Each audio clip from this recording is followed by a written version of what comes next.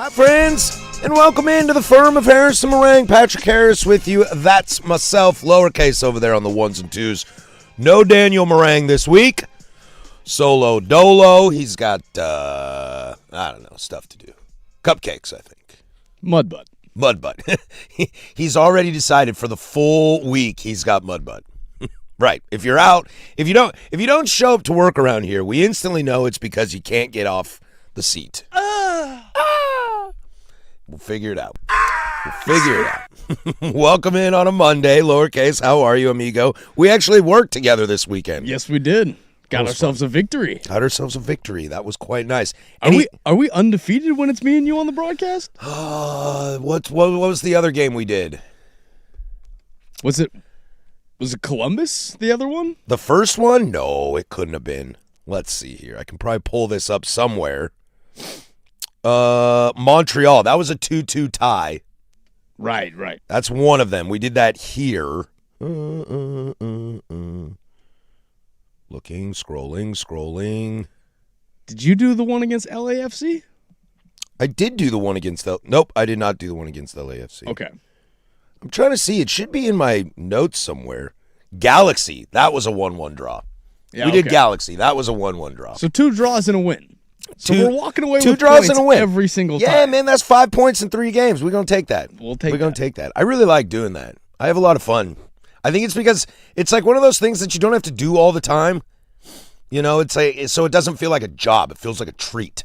You know, it's like, yes, I'm going to be there anyway, so might as well do something. You seem like you have a lot of fun doing it. I do. I looked over at Aaron and Adam Sussman on the broadcast afterwards, and the place is empty. It's like 10:30 at night. We just get done with the press conference and then kind of wrap up the show and preview Seattle coming up on Saturday. And then I just stopped. We took our headsets off, and I said, man, I have a lot of fun doing this with you guys. And Suss goes, what, you don't talk trash behind our backs? No, he actually doesn't. I actually don't, amigo. He actually talks very highly of you. I actually really, really like you guys. Really, really like you guys. Anything cool this weekend, Mr. Smith? Oh, we've got a lot of nerd stuff for me. Oh, yeah? What are we nerding out on? Well, Comic-Con was this weekend. The big one, San Diego one? Yep, San Diego was this weekend, so we got a lot of Marvel news. My 9-year-old, it's one of his bucket lists. He really wants to go to San Diego Comic-Con, and I might oblige him on it. I don't know when, but I might oblige him on it. It's up there for me as well. Maybe if I can merge it into like a big Star Wars announcement too, maybe I can do that. Again, you got to go in a year where there's a new Star Wars film coming out. That way you just get it all. Maybe he'll do that Ryan Gosling movie, Starfighter. Well, Ryan Gosling just got announced as Ghost Rider. Oh, Ghost Rider. Replacing Nick Cage. How do you replace the great Nick Cage? Well, Ghost Rider's not very well done, so I hope it's, again, anything Ryan Gosling is okay. Ghost Rider, I'm okay with being redone. It's always fascinating when people enter the Marvel or the Star Wars franchise, big franchises like that, because you have to kind of be careful on being kind of pigeonholed into it. Not that a lot of them are, like Chris Hemsworth still does whatever he wants, and Chris Evans does whatever he wants. Like, everybody's fine. ScarJo, fill in the blank. Mm-hmm. But there are some of them that you're like, that's Tony Stark. Well, a lot of them had great stuff before they were Marvel.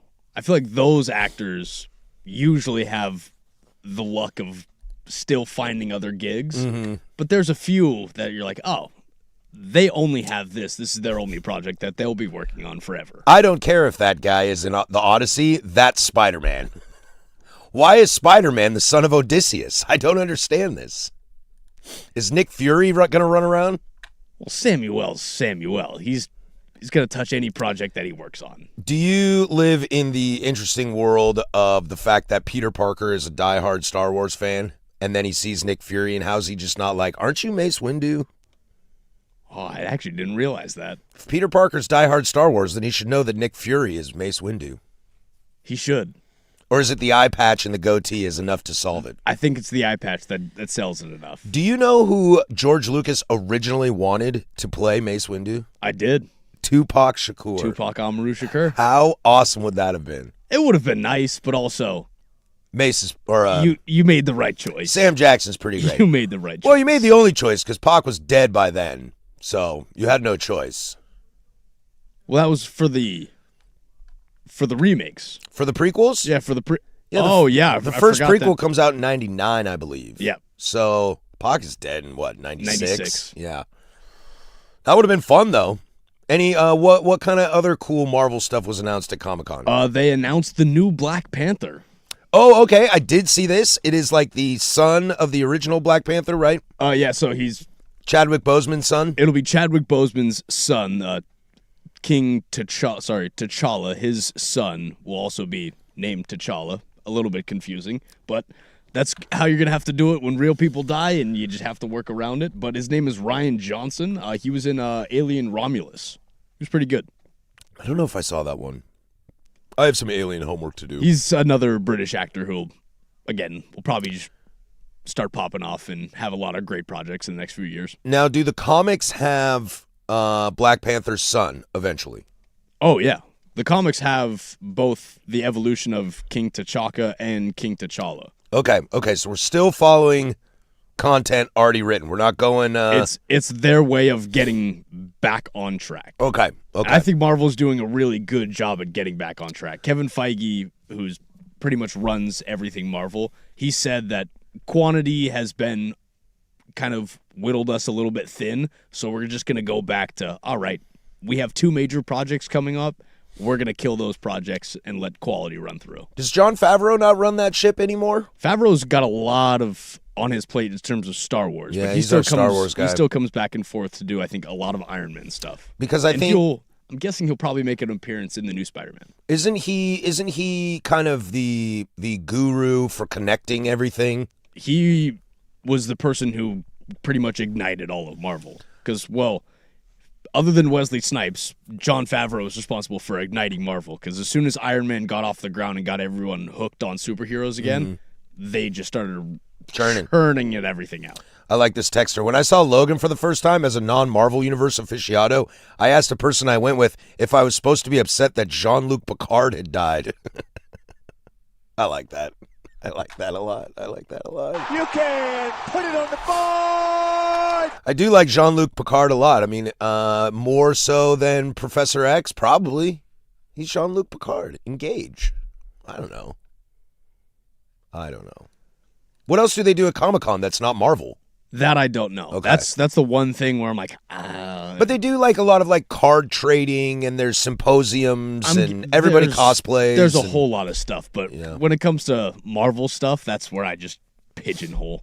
If me and my kid were to dress up together, what could we do at Comic-Con? Last year for Halloween, what would you go as? Last year for Halloween, he was Happy Gilmore, and I was the homeless, houseless caddy. It's well done. It kind of worked, yeah. Could we dress him as like Han Solo and I'll be Chewbacca? Could we do that? It could probably work. Or as he likes to say, Baka-Chew? Well, you could probably pull off the Lando since you already have the mustache. Easy. I don't know if we can do Lando. You don't have to go full Lando. Easy ride. I don't know, man. It would be nice to keep the mustache. I could be Lando. You didn't have to go. You didn't have to go Trudeau on him. Well, I don't know what to tell you, man. You told me I should go as a black man, and I'm clearly not a black man, and this is treading a line that I don't know if it's a good idea. Easy ride. I do think, though, my mustache is thicker than Billy D, though. Billy D has the really nice kind of more pencil style. Yeah, you could whittle it down. Oh, I don't know if I want to. Sacrifices. I'm gonna let Gambino run that gambit.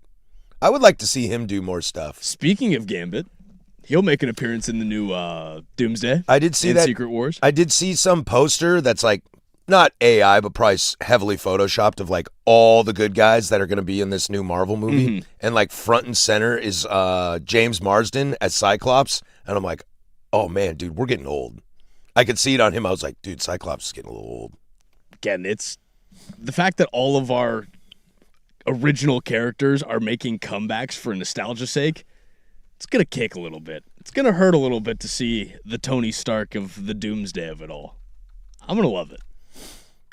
Let's see. This is where my nerd brain just starts to fire, and I just start thinking of all the possibilities of what Kevin Feige has going on right now. Thor Captain America, Sam Wilson, Captain America, Steve Rogers, Ant-Man, Black Panther, Shang-Chi, Bucky Barnes, Mr. Fantastic, Invisible Woman, Human Torch, The Thing. And that's Pedro Pascal's Mr. Fantastic. Yes, it is. Reed Richards. Yelena Belova, The Red Guardian, John Walker, the USA Agent, Ghost, Falcon, some people that I don't know and don't know how to say these.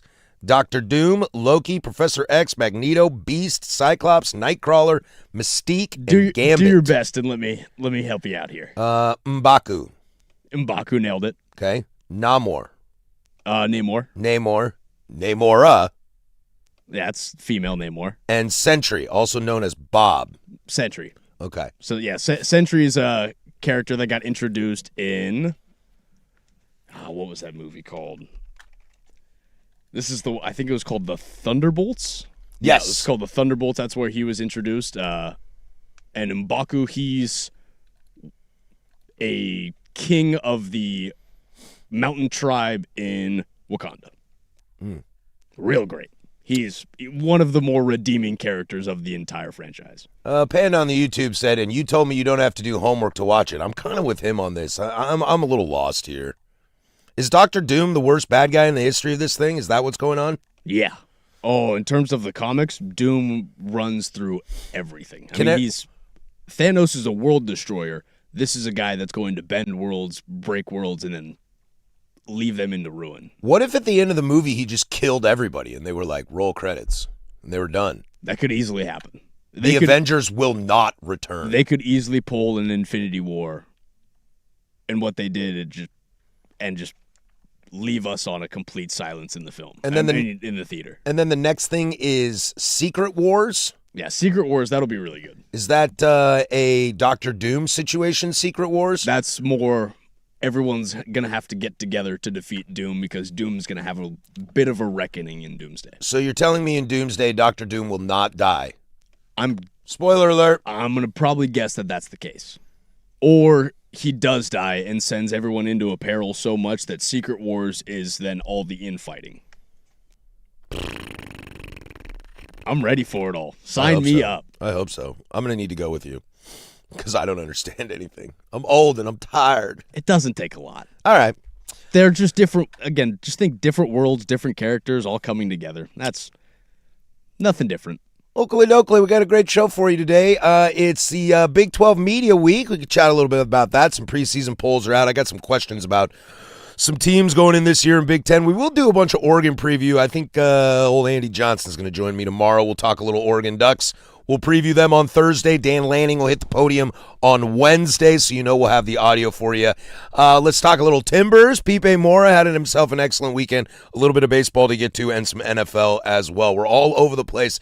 But let's start. We got to address the situation behind me. Does the number stay at 0? Or can we move this bad boy to 3? We'll let you decide. 105.1 The Fan Sports Network. The Fan.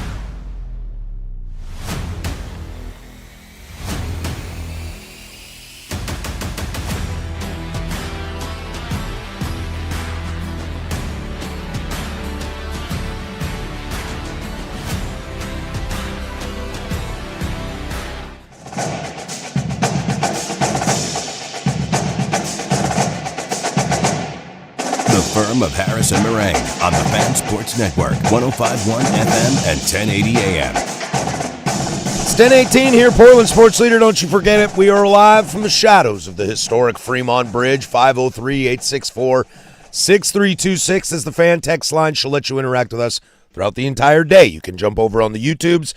Join in the chat. 105.1 The Fan is the channel. Smash that like and subscribe. There's a lot to get to this hour. We'll touch on a little bit of baseball at some point, but we have to have the discussion about what to do with the board behind me. For those of you that are new to this program, hi, welcome. Thanks. Appreciate you. There is a phrase on the board behind me that says days since bad news. Now, it was turned to a 0 on Friday, but the question I pose now is, can this be moved to 3 as we are? There was no bad news on Friday, Saturday, or Sunday, or was there? 503-864-6326. Because my argument here, as we get into some of this stuff, right? Gazway had another article. The Jamie Dunphy's been in the news and talking about new stuff with the Blazers when it comes to the deal, but everything I'm reading is not bad news per se. If you're having to fight for it, it's probably not going to stay up there. Well, we can figure it out by the end of the show, okay? I will let you, the listeners, Casey, you have a say in this as well, on what's going on. I will not put my opinion. I'm just simply asking the questions. Now, related to this story from Wright Gazaway, who published it, our homie over there at K2, Portland City Council President Jamie Dunphy, who I believe represents the first, sent a letter to the Trailblazers formally inviting the team leaders to a July 30th work session. That is on Thursday. I believe they are getting together from 2 to 5. This is a quote from Dunphy. It is in my interest to find a path forward that is positive for both the public funding partners and the Portland Trailblazers. Achieving this will be extremely challenging to deliver without your direct participation. The work session is a public meeting. However, no public testimony will be taken, so the meeting provides a real opportunity for meaningful conversation between the council and our invited guests. He wrote a letter to Dwayne Hankins of the Blazers. On behalf of Portland City Council, I'm writing to personally invite you and other representatives of the Blazers to attend City Council work session on the Moda Center project scheduled for Thursday, July 30th from 2 to 5. The council will be discussing the Moda Center renovation project and the draft term sheet for a new development agreement and 20-year lease. As I know you're aware, council intends to take definitive action on the terms in August. I'm reading in the media that the Blazers would like to see some changes made to the draft term sheet that the city council provided you last week. It would be extremely helpful if you and your team joined our work session to help me and my colleagues understand your needs. It is in my interest to find a path forward that is positive for both the public funding partners and the Portland Trailblazers. Achieving this will be extremely challenging to deliver without your direct participation. The work session is a public meeting, however, no public testimony. That's the part I read to you earlier. Sincerely, Jamie Dunphy. Now, it's a smart move for City Council to kind of invite them to this sort of discourse, this sort of situation at a table to sit down. I don't see Dundon and the team doing that, but it is a smart PR move for the city trying to, I don't know, clean up the image on both sides. You know, this feels like a positive thing. I think the only struggle with this is that they're not going to show up. So, the article says a spokesperson for the Trailblazers confirmed with K2 News that they have received Dunphy's letter but have not yet responded to it. And I don't know if they will. Something very interesting. This is a quote from Brian Windhorse. I was trying to find the audio and then I lost it and I couldn't find it again, but I can read it for you. Windhorse at ESPN said, "It's getting worse by the day. The rhetoric between the politicians and the Trailblazers is deteriorating. On Monday, the Blazers board of directors have a meeting, and I have no idea what's going to come out of that meeting, but it could be a declaration of an all-out war. The city wants the Blazers to sign a lease to get the money to renovate their arena. The quotes about this are tremendous. From a top Blazers official directly, quote, "Why would the city send this knowing we aren't going to sign it?" Another quote was, "The city of Portland doesn't even recognize they have a sweetheart deal. If they don't want us, then that's fine." More grandstanding. Seems that way. More two people yelling at each other. Mm-hmm. Jamie Dunphy on Tom Dundon. Perhaps This is from Jason Quick's article the other day. Perhaps it's him looking for an excuse to blame the city so he can move the team. I'm not sure. But if he is actively trying to give a worse impression to Portlanders and Oregonians, I don't think he could do a better job. What I still find very interesting about all this is, my man, if it was August 11th today, and tomorrow's August 12th, and this goes to a vote, it passes. I'm still a firm believer on that. And I think that's what's so interesting about the grandstanding and the kind of yelling at each other and you're an idiot, no, you're an idiot, and who's going to win out in this. Right now, the losers are all of us. Neither of these sides are losers. Tom Dundon ain't going anywhere. Team's not leaving. Again, and no one wants to see their politician tuck their tail until they absolutely have to. Exactly. I mean, we saw the county. They decided to push their vote off because it's gutless. So why don't you just put your money where your mouth is? But you're afraid you're going to lose the vote? Like, if you represent your constituents and you firmly believe that your district, your area, who you represent, firmly wants you to vote no on this, so you vote no. And then if it passes, why do you think you look bad? You know, you did what you said you were going to do. You're backing your constituents. Yep, you're doing all your due diligence. You stuck to your rhetoric. You knew you weren't going to budge, and you decided to vote no, and you lost. I mean, it happens all the time. Look at in federal politics. If the people that I voted for, that I like, that represent me, when they vote for things that I don't like, or when they vote for things that I like and it doesn't pass, I don't get mad at them. I think that they also want you to exhaust every option, every possible option, to make sure that you don't lose. Which sucks about politics is that, again, you get that prolonging idea that, I guess, you don't feel like you lose until you absolutely have to concede. I know, and it's a game of chicken that is is it a dangerous game of chicken? Because that's what I don't know, because like we just said, if we think it's going to pass, then you're standing off when you're just going to actually step to the side and let people move on. It's only impactful to the people, I guess. It only hurts the people that it impacts. Not necessarily, okay, we can play this chicken game. We're still going to sit in our ivory towers. But the people that it impacts, that's where it's going to hit home. And that's the big one, because I'll tell you what, I can't vote out Tom Dundon. I can vote out Jamie Dunphy. I can vote out Mitch Green. I can vote out some of these outspoken people that I disagree with. I mean, not personally, but if you are a Portlander, if you are in their district, you can choose that. I can't choose that with Dundon. And this isn't an apology for Dundon. This isn't sticking up for him. But it leaves me to the point sometimes where it's like, I'm just going to take his side.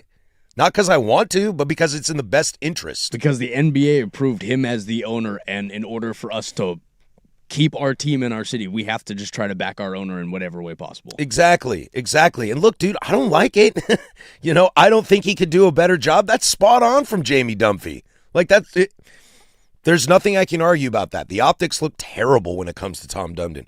But I'm also stuck with this. And if I want Blazers, then I'm going to have to kind of stick with it. And does that stink? Yeah, man, it does stink.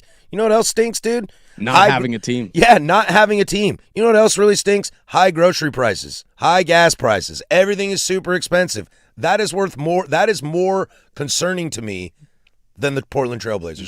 Getting concerts that skip over us and just go straight to Seattle. Also, at the end of the day, it's 120 mil, bro. Like, I don't have 120 mil, so I don't want to act like, it's nothing. But as far as the whole thing is concerned, man, you guys lose money every single year doing stupid stuff. Let's make it happen. I know. And I think I'm at the point, there's a lot of more kind of, I don't know, things you can dive into this. And I'd like to take a moment to look at some of that maybe in the Big Nooner today, because I think I know who's really at fault for a lot of this.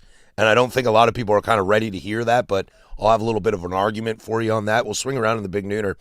But Casey, I'm glad that we're in lockstep, and I think Danny's with me as well on this, that if today's the 12th and the vote goes down, I think it passes. Now, does it pass at 8-3?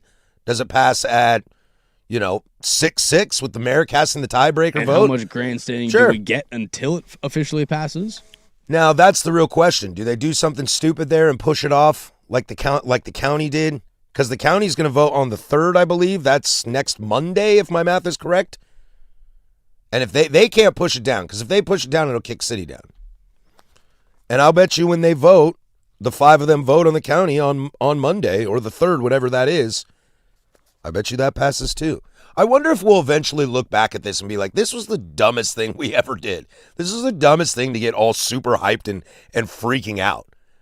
Because in the end of the day, look, how many professional franchises do people love their owners? But I also think it's the right thing to get up in arms about because of how much that the Blazers really do impact and how much the Blazers mean to this city. Right. I saw an article, or I saw somebody post on Reddit that the Keller Auditorium needs massive renovations, and there was a bunch of people in there talking about how the cultural impact it brings on the city and the high-level Broadway performances that come through the Keller, and how it might need to be closed for like 2 years because it needs that big of renovations, and how everybody's like, the city's got to help out with this, got to help out with this. And I ended up commenting on the story, and I said, I hope you all look at the Moda Center the same way you're looking at the Keller Auditorium. Keller is great. It's beautiful. But if you're going to say, I don't like basketball, well, it's like maybe somebody doesn't like Broadway theater. Do you like Taylor Swift, though? Yeah. Do you like Lady Gaga? But it's like you can't. Do you like big-name artists that can sell out seats? But you can't get mad at somebody because they don't like something you like. How many Blazer fans go to Broadway shows? I don't think the Venn diagram is that big. But if we're going to put money into the Keller Auditorium for Broadway shows, symphonies, orchestras to come through, then you kind of got to look at the Moda Center the same way. Amen. And the Moda Center is going to bring in more money than the Keller, and that's no shot at the Keller or Broadway. Dude, I have a degree in theater. I'm not going to crap on the arts here. I'm a small part of that Venn diagram that wants to go to basketball games and Broadway shows. What impacts our city more? It's going to be the Moda Center, without a doubt. Without a doubt. Now, the Keller benefits from being downtown. I know downtown has its issues, but the Keller benefits from being downtown because there's a lot more stuff going on around there. Look, the Max, C-Tran, or TriMet, the Max and TriMet kind of hub there at Moda Center is not a pretty sight. Mm-hmm. But I bet you if you move some stuff around and build up that neighborhood around there, you'd have something as nice as the Keller does downtown. Does the number stay at 0?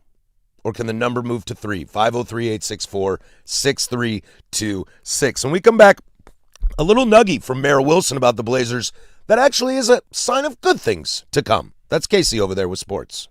Now, from the George McCoy at Warren Allen Sports Desk, a Sports Center update on the Fan Sports Network, 105.1 FM and 1080 AM. First on the Fan, your Portland Timbers picked up a win over Real Salt Lake over the weekend. Timbers took home the 2-1 victory in Pipe Mora's last match as a Portland Timber, as Mora was named the MLS Man of the Match for his 2 goals coming in the 56th and 67th minute. Mora, the Chilean national, finishes his 7-year MLS run third on the club's all-time scoring list with 48 goals and will surely be missed. Timbers are back in action this Saturday hosting the Seattle Sounders in a Cascadia Cup match. Over to the NBA, as if some NBA news if you missed it this weekend following the LeBron signing in Philadelphia.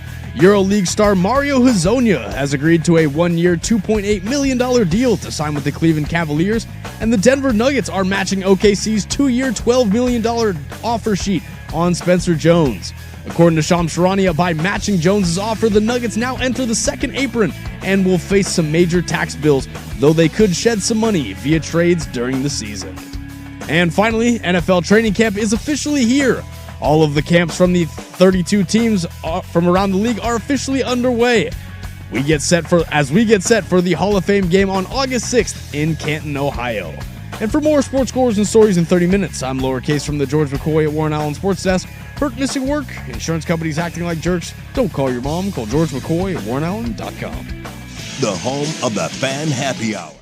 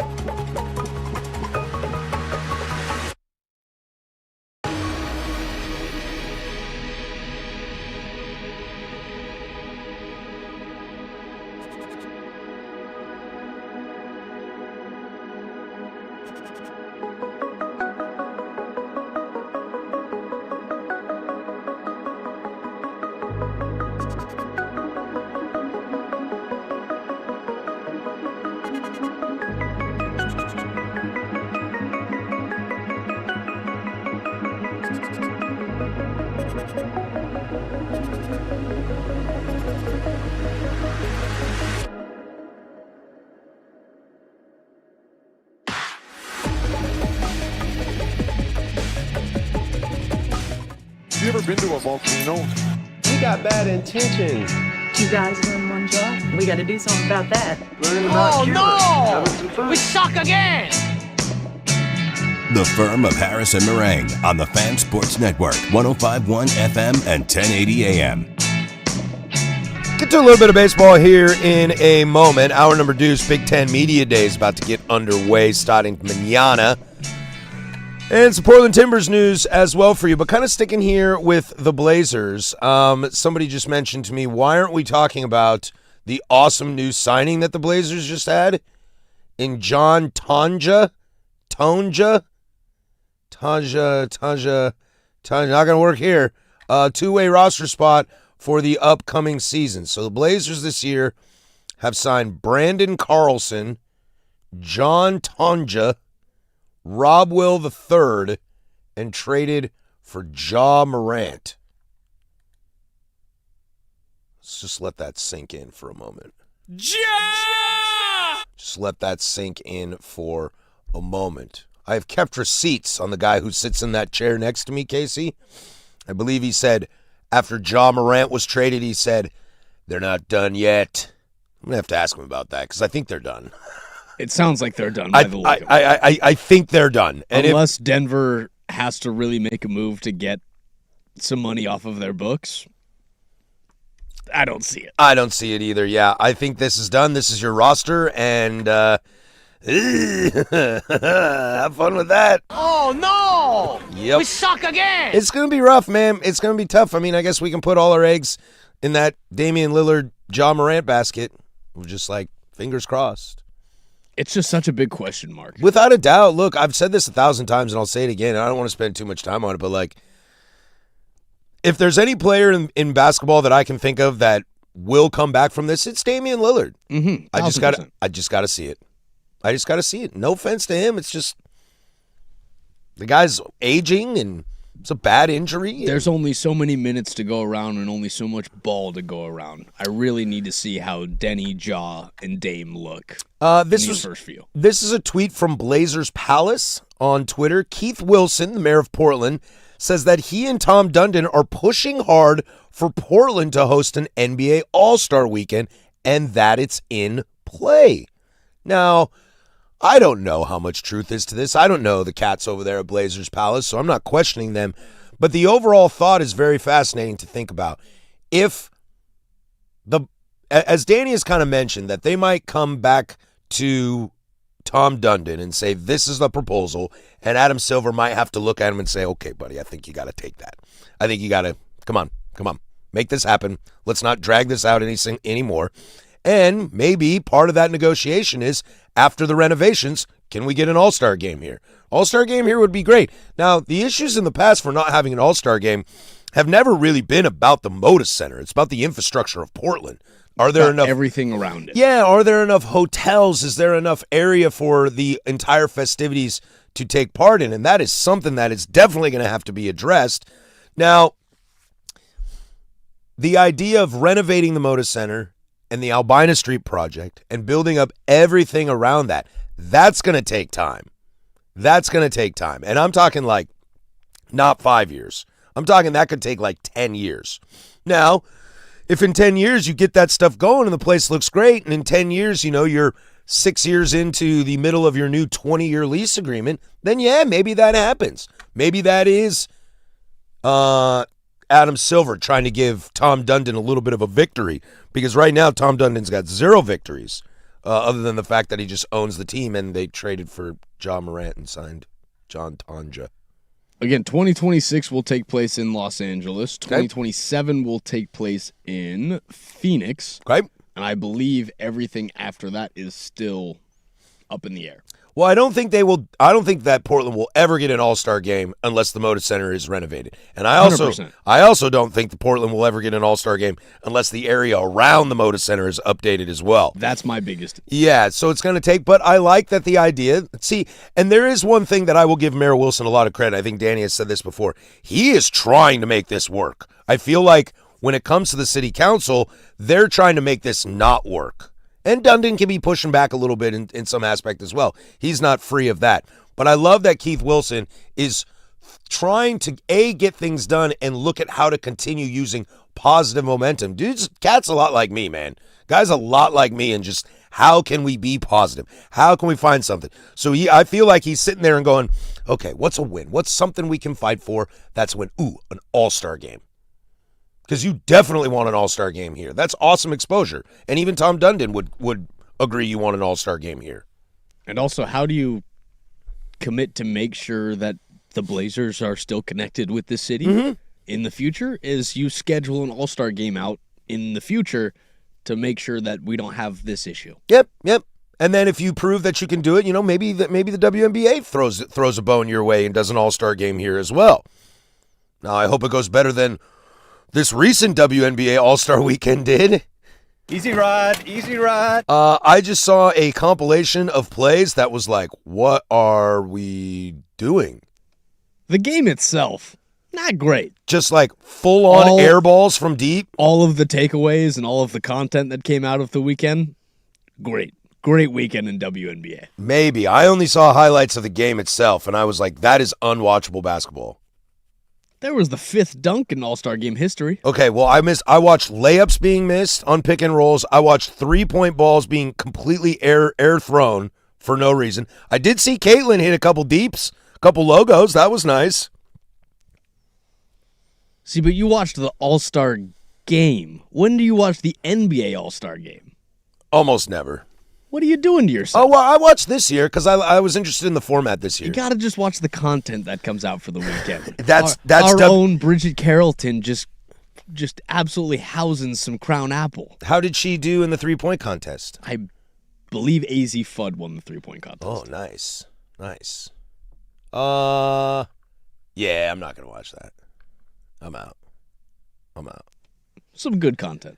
The Stud Buds did it right. But you can't hype a league based on content, dude. It doesn't work that way. For an All-Star weekend, yeah, you can. Yeah, maybe so. Because All-Star weekend is just all about the stuff that comes out of it. It's never actually about the festivities. I guess I just came out of my sports All-Star weekend and going into my other sports All-Star weekend, and I don't know. It just they look different. Your other sports All-Star weekend was World Cup. It's very different than everything else. No, I was talking about the baseball All-Star game. That was nice. Home Run Derby was good. Even that. I'll put the Home Run Derby was okay. Home Run Derby was great. How many runs were scored in the All-Star game? 4. Wasn't a great performance. I disagree. I thought the pitching from the American League was fantastic. Stop it. You get a pitching fest. It was a great defensive game for the WNBA All-Star game. Let's get into a little bit of baseball. There's a team up north that fired their hitting coach. Not that guy. You can't get rid of that guy. We'll go there next. 105.1 The Fan.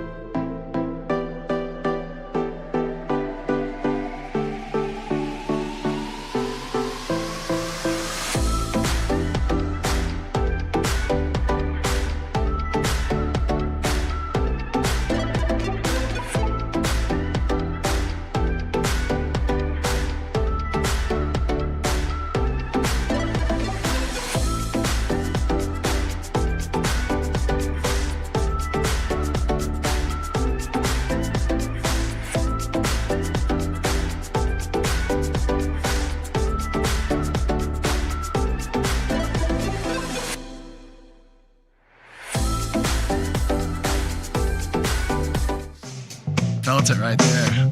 Getting higgy with it. Sometimes in life, you really take it on the face, and it just comes at you day after day after day. The home run stroker. I have Zlatan. What do you mean? The Firm of Harris and Marang on the Fan Sports Network, 105.1 FM and 1080 AM. Big Ten Media Week is starting up here tomorrow. We'll get into a little conversation about that. I saw a preseason poll on where everybody's going to finish, and I find that really, really interesting. But we'll head up north to Seattle, where the Mariners have fired assistant hitting coach Bobby Magallanes. I said that to Luke, and he said, a bag of mayonnaise? I'm not sure I know about this guy, but apparently everybody really loves him. I just find it fascinating that when the Mariners are in a terrible, terrible hitting slump right now, as Jerry DiPoto said, quote, has been abysmal for 2 months, why fire the assistant hitting coach? Why don't you just fire the main hitting coach? Oh, right. That guy's name's Edgar Martinez. Fans probably not like that very much. Right. Probably not like that makes very a lot. much. Cal Raleigh Can't get rid of Gonzo. Cal Raleigh in his last like 20 games is batting like 170 with a home run, with like 2 home runs. Okay, Julio Rodriguez in his last 20 games has 1 home run. Not good, Bob. That's not great. Literally, Bobby Magallanes, like not good. That's not great. Not good, and this team somehow is still floundering, and then they can still win the division. That's the scary part. It blows my mind. Now, I've been cautiously optimistic for the Seattle Mariners all season, but I don't know. It's starting to get really ugly.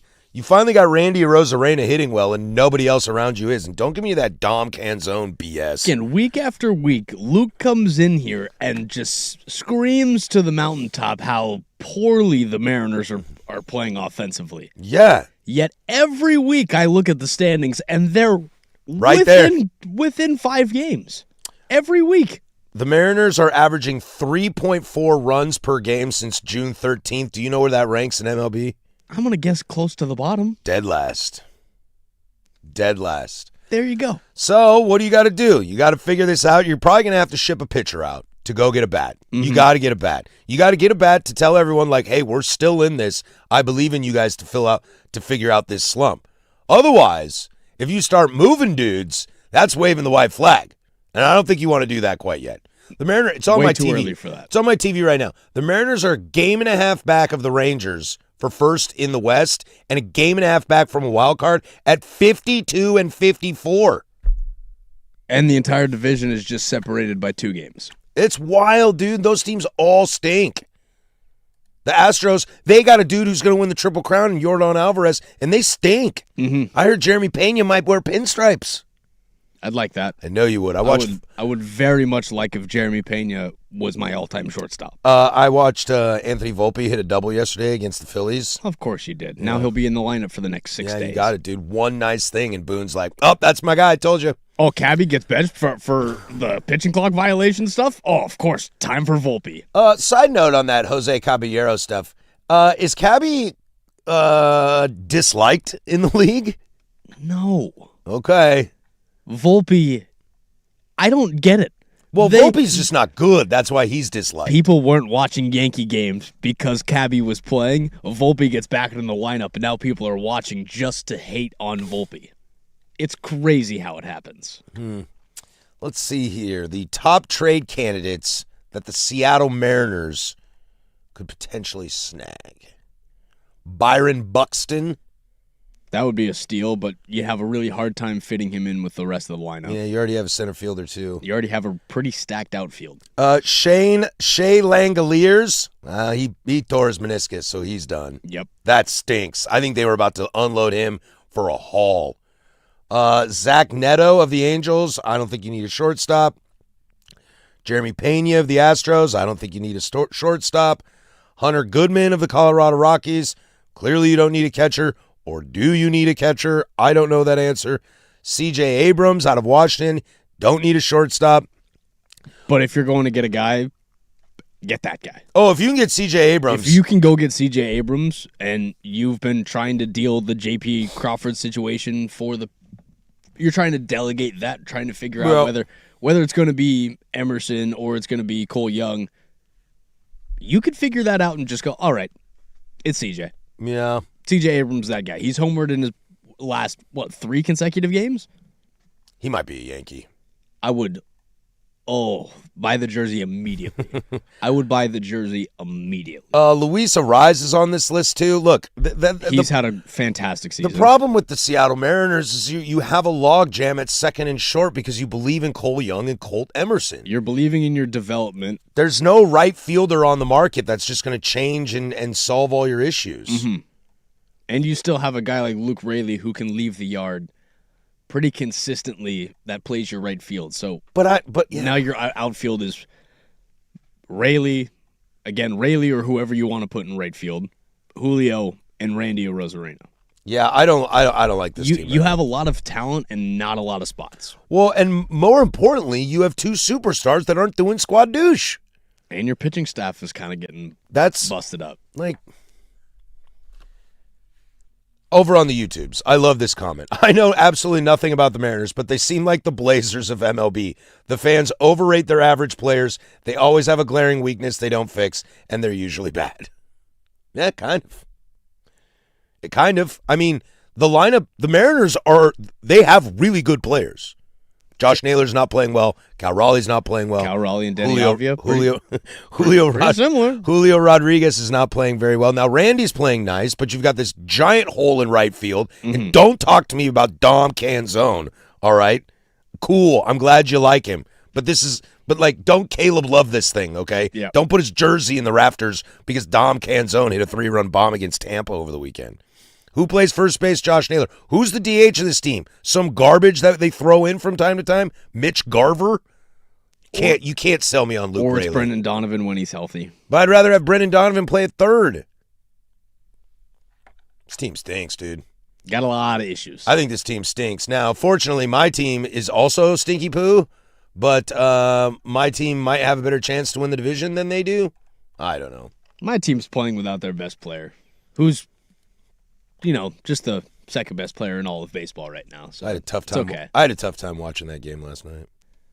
I'm gonna have a really tough time watching this series that I've got going on. The Yankees. My 2 teams are going up against each other. The Yankees are going up against the White Sox, so Murakami has to leave the yard a few times. Did you see? But the Yankees still got to win. Did you see Murakami's parents throughout the first pitch the other day? I did, and he left the yard on bobblehead night. It's pretty cool. Yeah, it's hard not to like this guy. Dude, you should have jumped into the Chicago White Sox subreddit and been like, I can't make the game. Can someone hook me up with a bobblehead? I should have. Let's see how much. That's a real good one. How much are they on eBay? I'm sure they're going to be way too expensive on eBay. That's the thing of it all. The merchandising of Murakami is probably pretty good. Probably pretty good. Okay, you can get the Munetaka Murakami first home run bobblehead on eBay right now. Do you want to guess? $24. $99. No, thank you. One in the box, $125. Another one, $120. Nah, I'm good. That's bobbleheads, not for me. Hey, here's one in the box, $91. I don't think I could do it. $76. We're getting closer. All right. We're working there. Ooh, I found a $54. All right. These are more my territory. Here's a $50. We can get lower. We can get in the 40s. The 50, no, we can't do the 50. The 50, or you could buy it now at $125. I don't like those listings. Those listings stink. Those are just gonna get rocketed up. 62. Anyways. What's the lowest one that you're seeing right now? I think it's 59. That's not bad. Not bad. Still a little pricey for a bobblehead. Still a that little I'm probably pricey. never going to have. Sorry, 54. Is that plus shipping? $7.99 shipping. Yeah, I'm out. Hey, this guy's got 100% reviews on eBay, though. Probably pretty good deal. When we come back, I'm good. It's Big Ten Media Week. Let's get into it. There's a preseason poll out there of how they expect teams to finish. I'm curious about a couple teams, and I'll ask some fun questions. Hour number deuce is next. 105.1 The Fan. Keep Portland.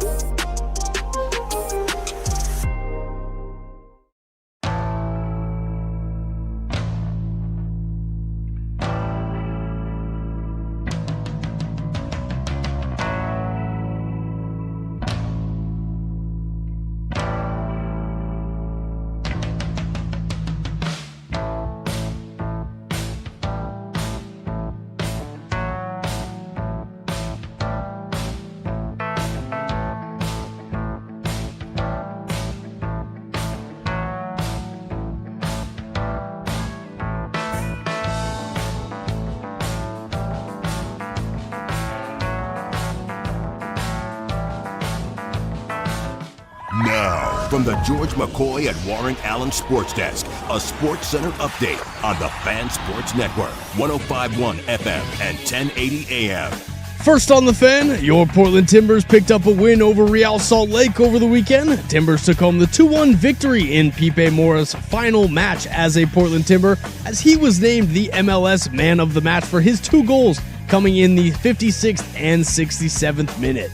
Mora, the Chilean national, finished his 7-year MLS run third on the club's all-time scoring list with 48 goals, as he will surely be missed. Timbers are back in action this Saturday, hosting the Seattle Sounders in a Cascadia Cup match. Some NBA news if you missed it over the weekend, following the LeBron signing in Philadelphia, as EuroLeague star Mario Hezonja has agreed to a 1-year, $2.8 million deal to sign with the Cleveland Cavaliers. And the Denver Nuggets are matching OKC's 2-year, $12 million offer sheet to Spencer Jones. According to Shams Charania, by matching Jones' offer, the Nuggets now enter the second apron and will face some major tax bills, though they could shed some money via trades during the season. And finally, NFL training camp is officially here. All camps from the 32 NFL teams are officially underway across the league as we get set for the Hall of Fame game on August 6th in Canton, Ohio. And for more sports scores and stories in 30 minutes, I'm Lowercase from the George McCoy at Warren Allen Sports Desk. Hurt, missing work? Insurance companies acting like jerks? Don't call your mom. Call George McCoy at warrenallen.com. Your home for the Oregon Ducks.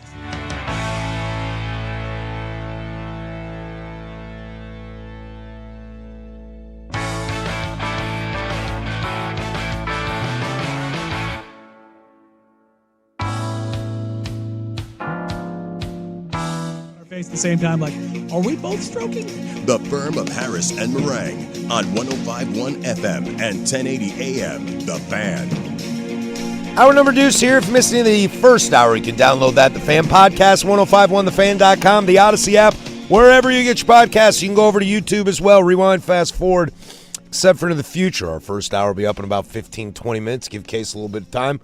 He'll figure that out for you. Fun stuff to get to this hour. We'll have Web Gems, as always, at 11:45. We'll talk a little more baseball at 11:30 as this guy continues to just keep delivering.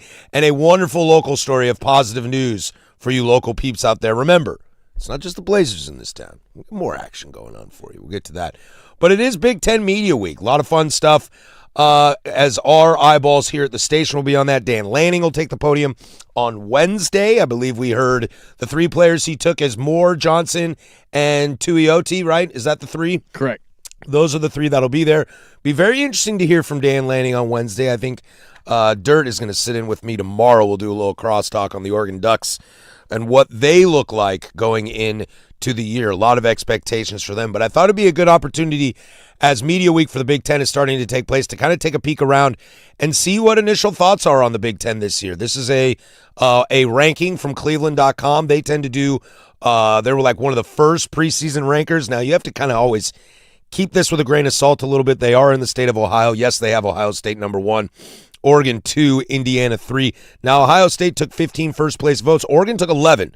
So even in the state of Ohio, there's still a lot of kind of thoughts about Oregon being a pretty damn good team. Now, when you switch over to that, and that's just kind of that. And the reality for me is, and maybe it's a local bias. Maybe it's just that I'm around it more so I can see it more, or maybe it's that I'm deep down inside just a duck honk.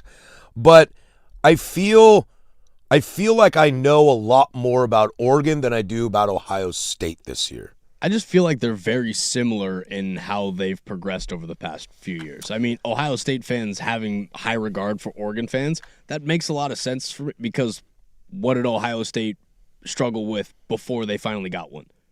Winning in the big games. So obviously Oregon not winning the big game so far. That's what Ohio State went through under Ryan Day before he kind of got the hot seat under him. And they've also both beat each other. They've both beat each other in big games. And so there is a little bit of mutual respect there. Now, for me, my questions with Ohio State are just, is Julian Sayin going to take a step? Is he going to take a step forward? Because right now, for my money, I think Dante's a better quarterback than Julian Sayin. But Julian did start to take steps at the end of the season last year that we really like to see. I would agree. Bo Jackson, no, not that Bo Jackson, but Bo Jackson returning as a running back. That should be a real key piece for Ohio State as well. And you still got the number 1 receiver in all of college football. Still got Jeremiah Smith and like 6 more Jeremiah Smiths down the tube coming for you. But What I really need to know more about is I need to know more about this Ohio State defense because I know about Oregon's defense. And they graduated a lot of talent. So that'll be interesting. As far as CBS Sports, they have their projected Big Ten standings. They are taking Ohio State 1, Oregon 2, Indiana 3, SC 4, Michigan 5, Penn State 6, UW 7, Iowa 8, Illinois 9, and then the rest are kind of the rest of the Big Ten. It led me to this kind of question, Casey, that I'm curious to ask you. Look, there's pressure all over the Big Ten. There's no joke. I think Oregon's got a ton of pressure on them this year to not just, I don't know if win a natty is quite the pressure. To get over the hump. They got to get over the hump. You can't have an Indiana-Ohio State loss again. You got to, if you lose, fine, but you can't pick 6 on the first throw. You can't Jeremiah Smith for 80 yards on the second throw. You can't do that stuff Again, anymore. you're losing to the national champion year in and year out, but how you're losing to them is what makes it bad. Exactly. Now, Ohio State, they have their own challenges as well. They are Ohio State, okay? They've got their quarterback who they think is going to be maybe the greatest quarterback in program history. You've got a running back. You're churning out wide receivers in the NFL like it's no one business. It's also been a few years since you won one. I know that's not fair, but that's the life of Ohio State. Okay, Indiana doesn't have to win a title for the next 30 years. Ohio State, tick, tick, tick. That clock is just going to keep going. Indiana plays with house money. I actually don't know what to think about Indiana. I don't know what Hoover looks like as a quarterback. We'll see, but I do trust Cignetti. The question I was going to ask you, Casey, and I'm curious you listeners out there, 503-864-6326, who has more pressure on them between Michigan, Penn State, and UW? All very different situations, okay? Michigan. Jed Fish, year 3 at UW. Got to take that step. Matt Campbell, the new savior, quote-unquote, at Penn State. Michigan, off the Sharon Moore, Connor Stallions, Wade Manuel. Crazy situation they got going in. Plus, you bring in Whittingham. This isn't bringing in Matt Campbell to Penn State. No offense to Matt Campbell. This is a tried and true adult in the room that can run a program. And I think that's why he is going to be under the most scrutiny. You think so? You have to be the leader in the room. You have to be able to steer this ship. And if you're not the one that's going to steer the ship in the right direction, they'll get rid of you quickly. Now, my question is in this, okay, so it has UW at 7 and Iowa at 8, Illinois at 9, okay? Bielema at Illinois, he can play with a little house money. Ferentz ain't getting fired, so you don't have to deal with that. And Illinois had a few good seasons as well. They were in a playoff 2 years ago, got them a little leeway. Yeah. Jed Fish, year 3 at UW. That one interests me a lot as well because the Damon Williams of it all. Ugly situation. How much can you put that all on Jed Fish or how much can you put that on the players themselves? Well, that's kind of the culture that you're building a little bit up there. I agree. So I think you have to indict him a little bit. Now, if we're talking pressure in standings, I don't think it's close to me. It's SC. SC has the most pressure in the Big Ten this year. I think I wouldn't say they have the most pressure. I think they just have a really good roster that they're going to be a middle-of-the-road team. They'll lose a few big games, but I don't see them as – I don't see that hurt. I don't see it really hurting them. I don't know why. Part of me thinks that because of the NIL structure and because of the amount of tax that these NIL kids in California are hit with, that can sway some of the talent pool away from California schools in general. So I don't necessarily think that SCU will be under as much heat. Yeah. When you look at the real heat, though, if I'm like trying to think of like coaches on the hot seat, play that fun game right now. Ryan Day's not going anywhere. Nope. Lanning's not going anywhere. Cignetti's not going anywhere. Nope. For some reason, Lincoln Riley's not going anywhere. That's the confusing one to me. Whittingham is going to get a leash. Matt Campbell's going to get a leash. Yep. Then you get to Jed Fish at UW, question mark. Very short leash, I'm guessing. Kirk Ferentz ain't going anywhere at Iowa. Bielema, they're probably happy with him at Illinois. I don't know about row the boat in Minnesota. We'll see how that goes. PJ Fleck. Matt Rule at Nebraska entered the chat. Also, so right now I'm going Jed Fish, Matt Rule. Got signed to an extension. Oh, that's right. Yeah, he's probably safe. Get to Wisconsin, Luke Fickell, also signed to an extension. That's also the confusing thing for me. Matt Rule gets the extension in the same way that we saw DeBoer get an extension. But what has Nebraska done other than lose their talent? No kidding, dude. Raiola was their apex, their guy that we want to focus on. This is our future. This is our next Patrick Mahomes. And he left to go be a backup. Yeah, the Matt Rule of it all doesn't make sense to me. Luke Fickell at Wisconsin. Look, UCLA, they're going to give him a leash. And then the rest of the Big Ten are a bunch of teams that stink that I don't think anybody cares if they... Pat Fitzgerald at Michigan State, okay. Like Rutgers and Purdue, Maryland, like nobody cares. The Fitzgerald, go fix this. We had Jonathan Smith. I'm sorry. Now go fix this. So if I had to put my money on coaches on the hot seat in the Big Ten, I mean, I know I sound biased when I say this, but I think Fish is up there. I think so. I think you're right. Lincoln Riley has to be up there. I don't care if his buyout's $1 billion, dude. You're in year what, 6? Year 5? You haven't made a playoff yet? Spend all that money? That's got to. Is it just more difficult to recruit at USC now than it has ever been before? It can't be. I feel like it is. That doesn't make any sense to me. You're paying a lot of money, but then 13% of that is going to get taxed on these kids versus anywhere else. I'm not. I'd rather go play at South Florida and not get taxed on my money and go play every single down than go be a development guy that USC needs. Do you think the Big Ten finishes like this? Ohio State, 1, Oregon, Indiana, USC, Michigan, Penn State, Washington, Iowa? Say that again? Ohio State, 1, Oregon, Indiana, SC, Michigan, Penn State, UW, Iowa. I wouldn't be surprised if Penn State makes a surprising jump that we don't expect them to. You like them as kind of the surprise of the Big Ten? Part of me thinks that this is them. All right, we've just dealt with Franklin for so long that anything else will give us a little more juice in the locker room, give us more juice in the fan base. I think, to me, that kind of seems like the Tomlin of it all. That kind of seems very similar to how the Steelers are right now in terms of a motivation and a looking forward aspect of it all. Do I think they are a top 4 team? No, but I think they do make a jump. I think the 2 teams that I'm going to be most interested in when it comes to Big Ten, and we'll see what each of these coaches have to say at Media Day, to see if they can make a surprise. It is Matt Rule at Nebraska that we just talked about. Mm-hmm. And for some reason, and I hate when I do this because it usually gets thrown back in my face for being a terrible idea, Luke Fickell at Wisconsin has me curious. Put $25 million in that roster. They're backing him. I like Luke Fickell a lot. Dude is jacked. But is that Wisconsin just trying to get back to their development of we are going to get a few guys in the league? Maybe. Get my favorite pass rushers out of Wisconsin. Mm-hmm. There's a few others that out of Wisconsin I really enjoyed watching. Maybe. I mean, that's that old school Big Ten mentality, you know. They were the team that we never wanted to play. TJ and JJ, man. Yeah. Big dudes on the lines. Good running back stables. They haven't had a quarterback in forever. I know Russ was there for a year, but outside of that, they're not very good at quarterback. So we'll see.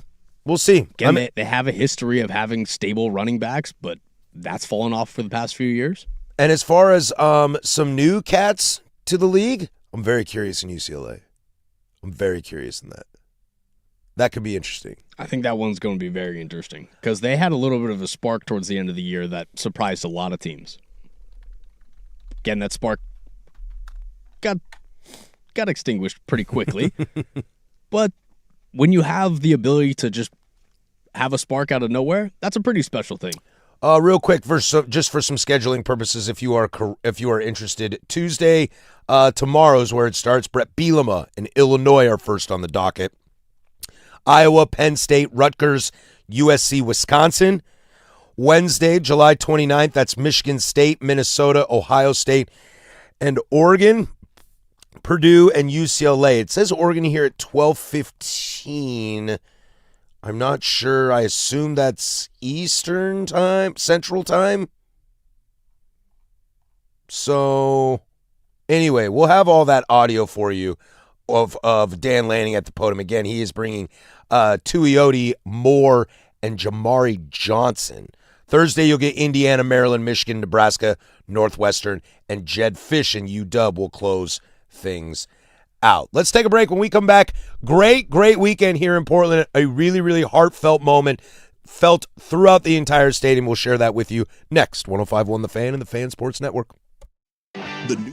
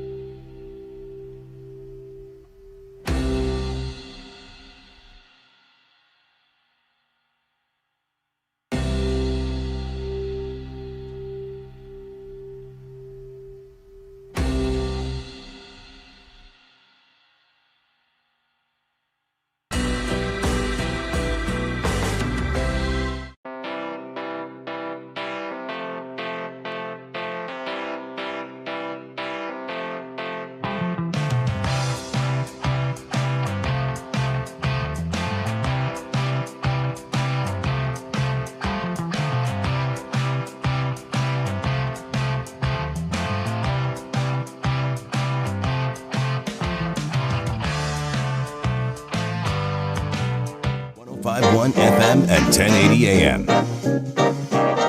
Hanging out here on a Monday. Thanks for hanging along with us. Danny Marang out for the week. Some much needed vacay for him. So he'll be out the week. We're a little bit of moving pieces around here. Danny will be back on Monday.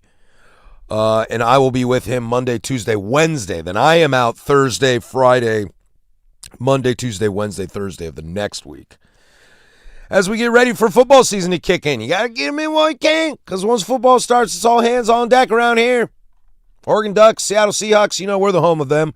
So if you like that, we got all that play-by-play coverage on the Fan Sports Network. One other thing we have on the Fan Sports Network that you can always catch, and baby, that's the Portland Timbers. Look, a really, really fun story over the weekend. Casey, you and I worked the game, so we're very familiar with it. But to paint the scene, there's a parking lot right across from Providence. That's where I'm very fortunate they give me a pass to park, so I don't got to park 1,000 miles away. And I got out of my car, and I started walking to the game. And I see, I was there early because I was doing radio with Sussman and Heinsohn. And I get there a little early, and there's a bunch of people standing around. And all of a sudden, as I'm crossing the street, who is crossing the street with me? That would be Felipe Mora. Knowing it was Felipe Mora, who's one of the great Timber legends in his time at the club, it was his last game as a Portland Timber. It was time for him to move on. He wanted some more playing time. He was able to start on Saturday and was very much needed due to some depth issues from injuries. But Casey, I had this moment where I stopped for a second and I kind of watched Pipe Mora interact with the fans that were waiting for him right there. And there was a moment where I almost decided to stop being the media person. The fanboy almost got the best of you. I almost got a selfie with Pipe Mora. I almost walked over there. I was like, dude, you should get a selfie. Nope, don't do it. You brought it up in the opening segment on the broadcast. Did I? I think you should have. Part of me was like, you should have. I know. Part of me really wanted to, but I was like, no, be professional. There was like kids around. I was like, I don't want to bum rush my way in this. Plus, if I was doing it with people, I wish I had some Timbers gear on, which I didn't at the time. But then you got to prep your Spanish as well. That is true. I got kitchen Spanish, so I can make it work a little bit. So then the game starts. Timbers go down 1-0. You're like, uh-oh, here we go. Real Salt Lake, very, very good team. Maybe the surprise team of the Western Conference, if not all of the MLS. They get a goal in the 18th, but 15 minutes later, Guy Lavogie gets a red card as his cleat scraped across the face of Jimmer Forey. And that was the break that Portland needed. Even before that red card, the Timbers were hammering the box. The momentum was there. The whole shift was on their side.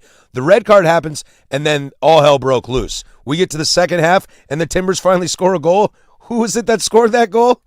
Lassiter on delivery. It's in front, and of course, it's Pipe Mora with the header. 56-minute Timbers are level. Pin-perfect delivery by Lassiter. And Felipe Mora grabs the 47th MLS goal of his career. Just an excellent call by Adam Sussman, filling in for Fletcher Johnson on that. I'm sitting there watching the game. I'm in the press box sitting with my Timbers peeps over there. And it happens, and we're all kind of looking around like, of course. Of course. He got his moment. Place was pretty loud.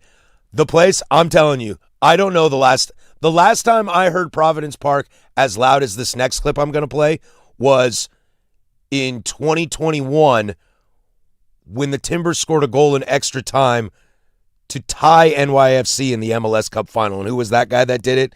Well, it's this guy too. Timbers crowd by the PK spot, now spread out. It's won by Pipe Mora! He's got a brace in his last game. He absolutely is having the time of his life. And that was his second goal, and everybody was sure you want to go? Goal after goal for Pipe Mora in this second half, and the Timbers have the lead. Did you play that, or did I? That was you. Oh. Huh. My wide orbit was being weird. Apologies. But that's Pipe Mora's second goal on the day, and that place got absolutely bonkers. 2 goals. Everyone starts talking to each other. But I love that call by Adam. I do too. Are you sure you want to go? Are you sure you want to go? Because that's the best way to go out. And it had everybody in a fluster, wondering if Felipe Mora could score a hat trick, because no Timber has ever scored a hat trick in MLS history. Mm-hmm. Now, we heard from Jack Cassidy in the post game press conference that he had to pull Pipe Mora because he was starting to cramp. And also, we just sold him to somebody and we don't want to send them damaged goods. So Mora was pulled, and I think a lot of fans in the stadium were pretty sad about that. But he had a wonderful embrace with Diego Chara on the sideline, and the Timbers Army, the Timbers crowd, in all of Providence Park gave him a standing ovation. And even us in the press box, even us. Yeah, you could start hearing the chants. I was sitting just in here listening to all of the crowd noise, all of you guys on the broadcast. You could just start hearing the chants of Pipe Mora. It was pretty great. It's a pretty Pipe Mora. It's a pretty magical situation, dude. The guy's on his way out, and he scored 2 goals in front of his home crowd against a team that, quite frankly, I think is playing better than the Portland Timbers right now. A red card is always going to change things, and that red card was definitely deserved, but that's a nice way to go out. And again, he's third now in the club's all-time scoring list. And he's the third best striker that the Timbers have ever seen. He's going to go back to Mexico, where he has played in the past, the Chilean international, hoping to get another crack at the national team.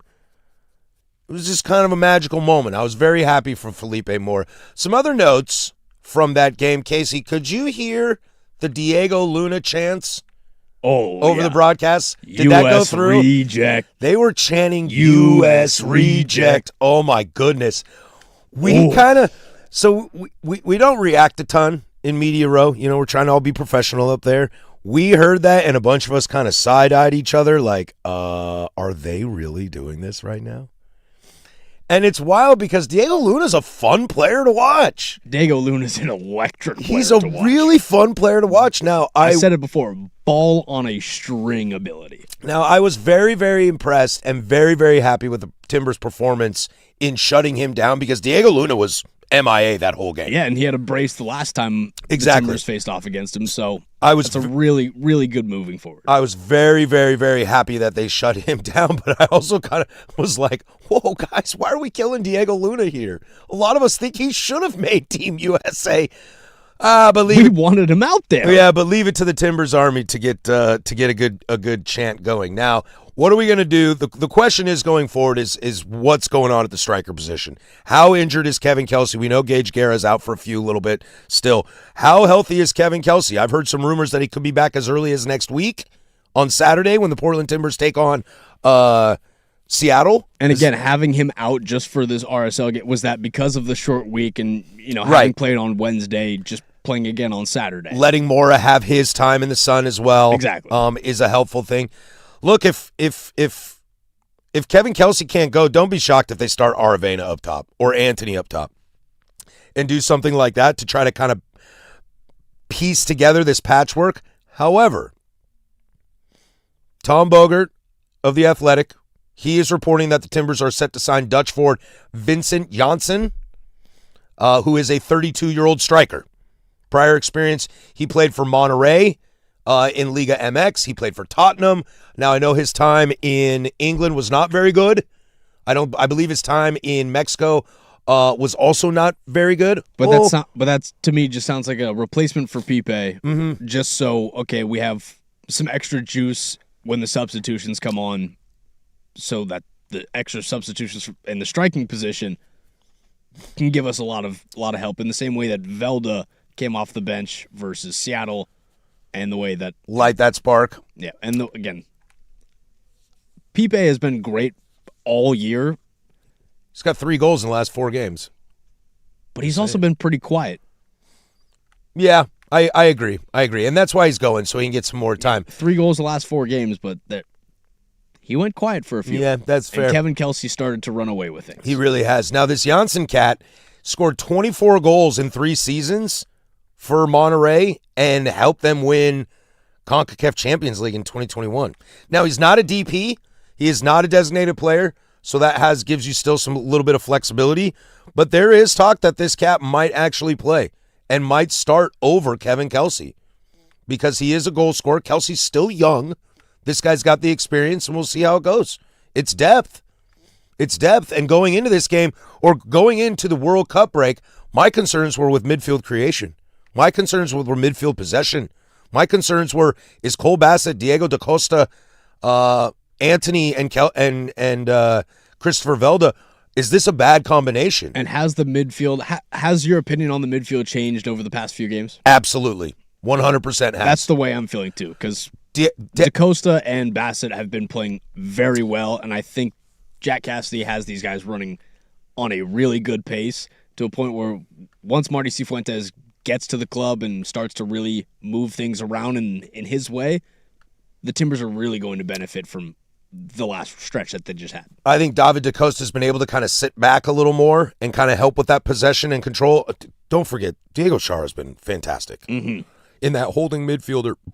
And then Cole Bassett's been playing so much more forward and allowing him to play almost like a winger and giving him more opportunities. I don't know if you noticed this watching while you were working the board, Casey, but there were a ton of times where Cole Bassett's like near the top of the box or in the box, and he's putting his hands on the ground like, guys, there's no one around me. If they can kind of figure that out and create that, then I'm not worried about anything. Then I just want the guy who's going to finish touch at the front to put it in the back of the net. Because if you have Cole Bassett starting off these set pieces, then it gets really dangerous. And you saw when Cole Bassett's the trail guy, And you saw how electric Velda's been. Now, I'm still worried about the right side, and I will be. That's probably my new concern right now.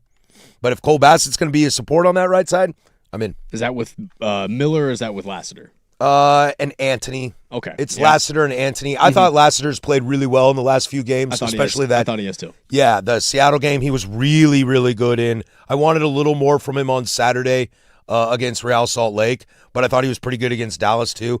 So the depth is getting there now. Kind of all these pieces we thought how this team was going to be super deep is almost there.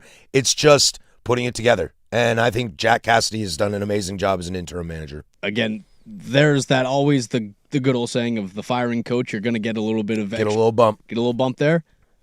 I think we're getting a Jack Cassidy bump. I think we are too. Not only you're getting the Phil Neville leaving bump, but you're getting the guy that's running stuff right now until our guy gets here.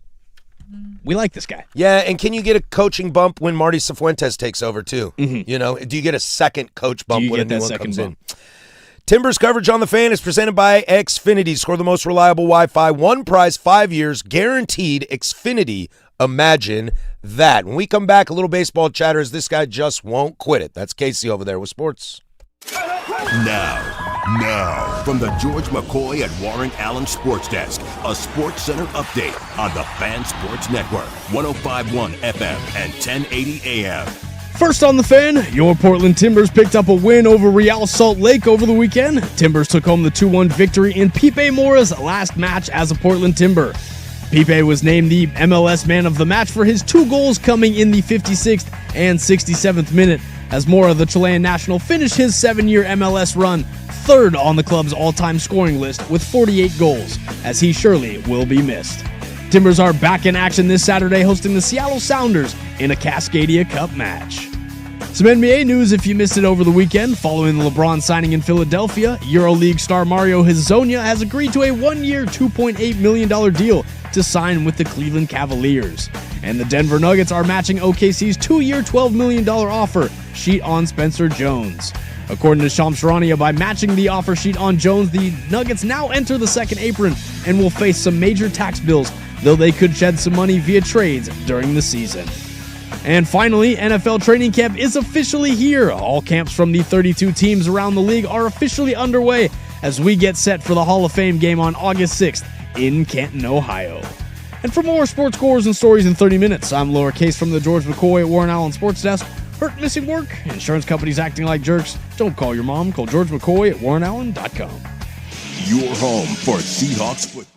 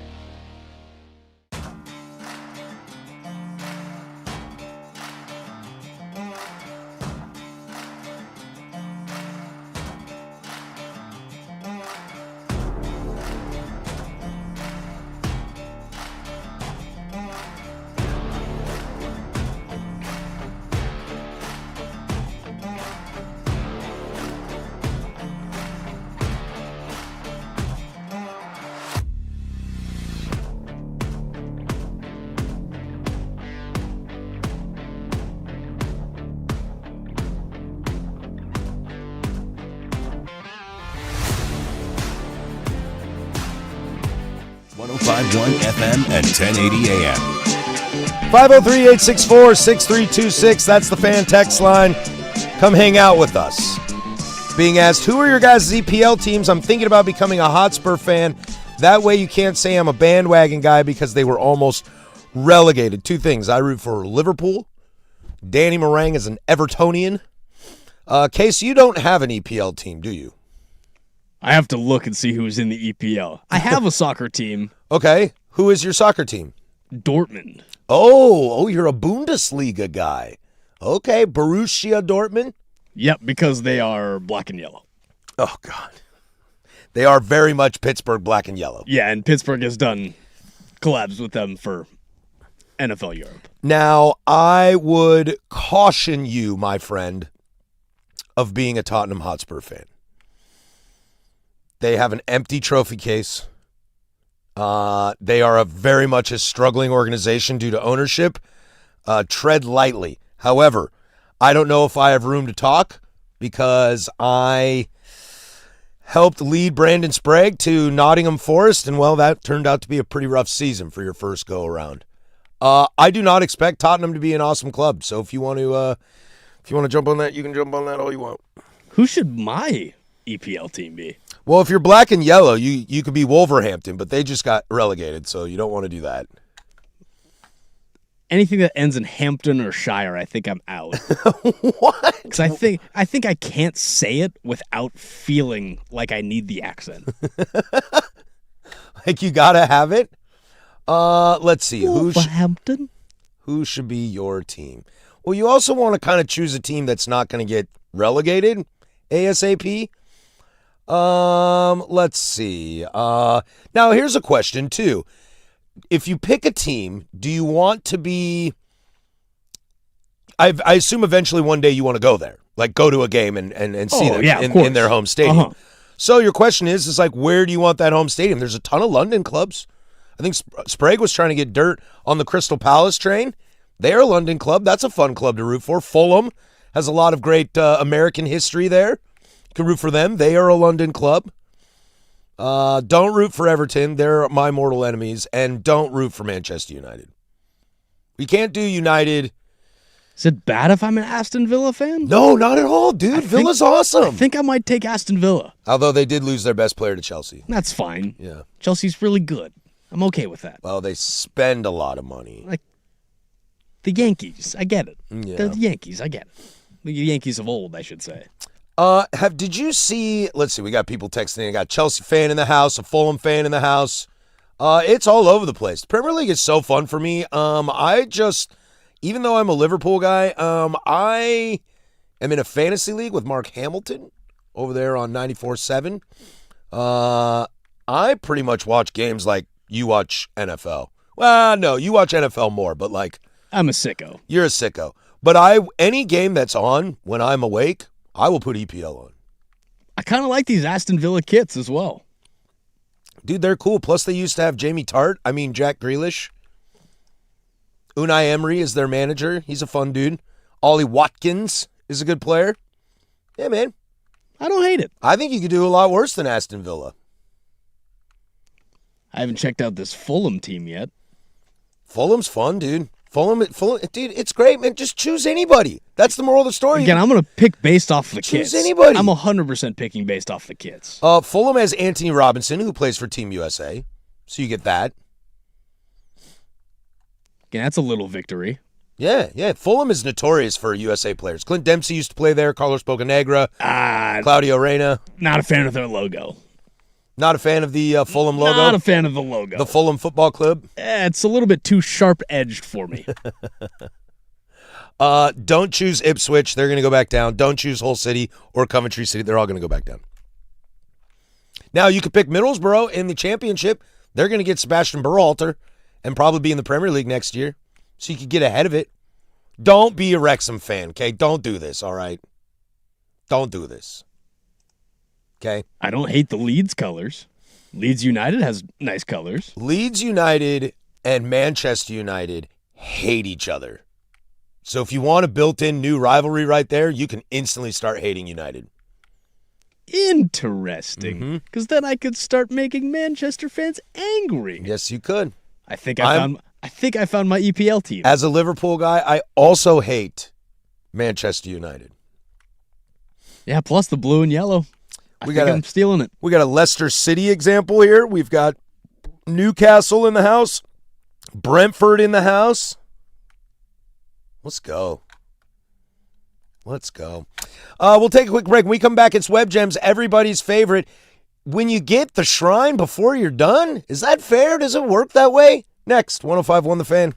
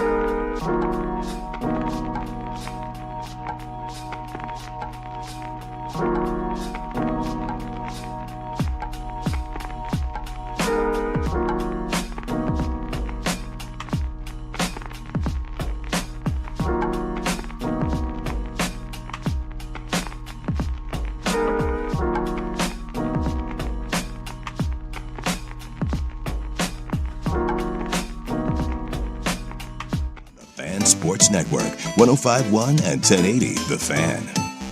All right, everybody's favorite Web Gems do this every day at 11:45, and it's 11:45. You can put it on the board. Yeah! I'm so proud of us, Case. I'm so proud of us today. Marang I have Zlatan. What do you mean? Marang won't believe us. We'll be like, dude, we did Web Gems at 11:45. He's going to be like, BS, bullsh. You think we can do it all week? Oh, is that our goal all week to hit at 11:45? I think we try. Dude, you know me on the clock, dude. I'll make it happen. Let's do it. I will make it happen. Coming up in the big nooner, I'd like to circle back a little bit on some Blazers stuff and just kind of put some things out into the ethers on how I feel about the situation and more who is to blame. A little NFL to get to in the final hour as well. A little open seggy, so we might have a little fun with that, and closing arguments to send you on your way. But Web Gems today brought to you by Springfield, Massachusetts, the Naismith Basketball Hall of Fame. Their newest exhibit is the first time ever about a current player. It is dedicated entirely 12-time NBA All-Star, 2-time MVP, Olympic gold medalist, 4-time NBA champion, and the undisputed greatest shooter of all time, Stephen Curry. Now, this is fascinating to me. Like, they put this tweet out, Golden State Warriors put out a tweet. It says, he changed the game for good, and now he makes history yet again. Look, I know Blazer fans and NBA fans all over the league can get real tired of certain players. When the Warriors are going on a dynasty, it's easy to hate the mouth guard or hate the night or hate Warriors fans who came out of the woodwork when they decided to be good, kind of like Manchester City fans. So I understand that, but one thing that I've always kind of talked about when it comes to the NBA is Steph Curry a top 5 player in NBA history? I don't think so.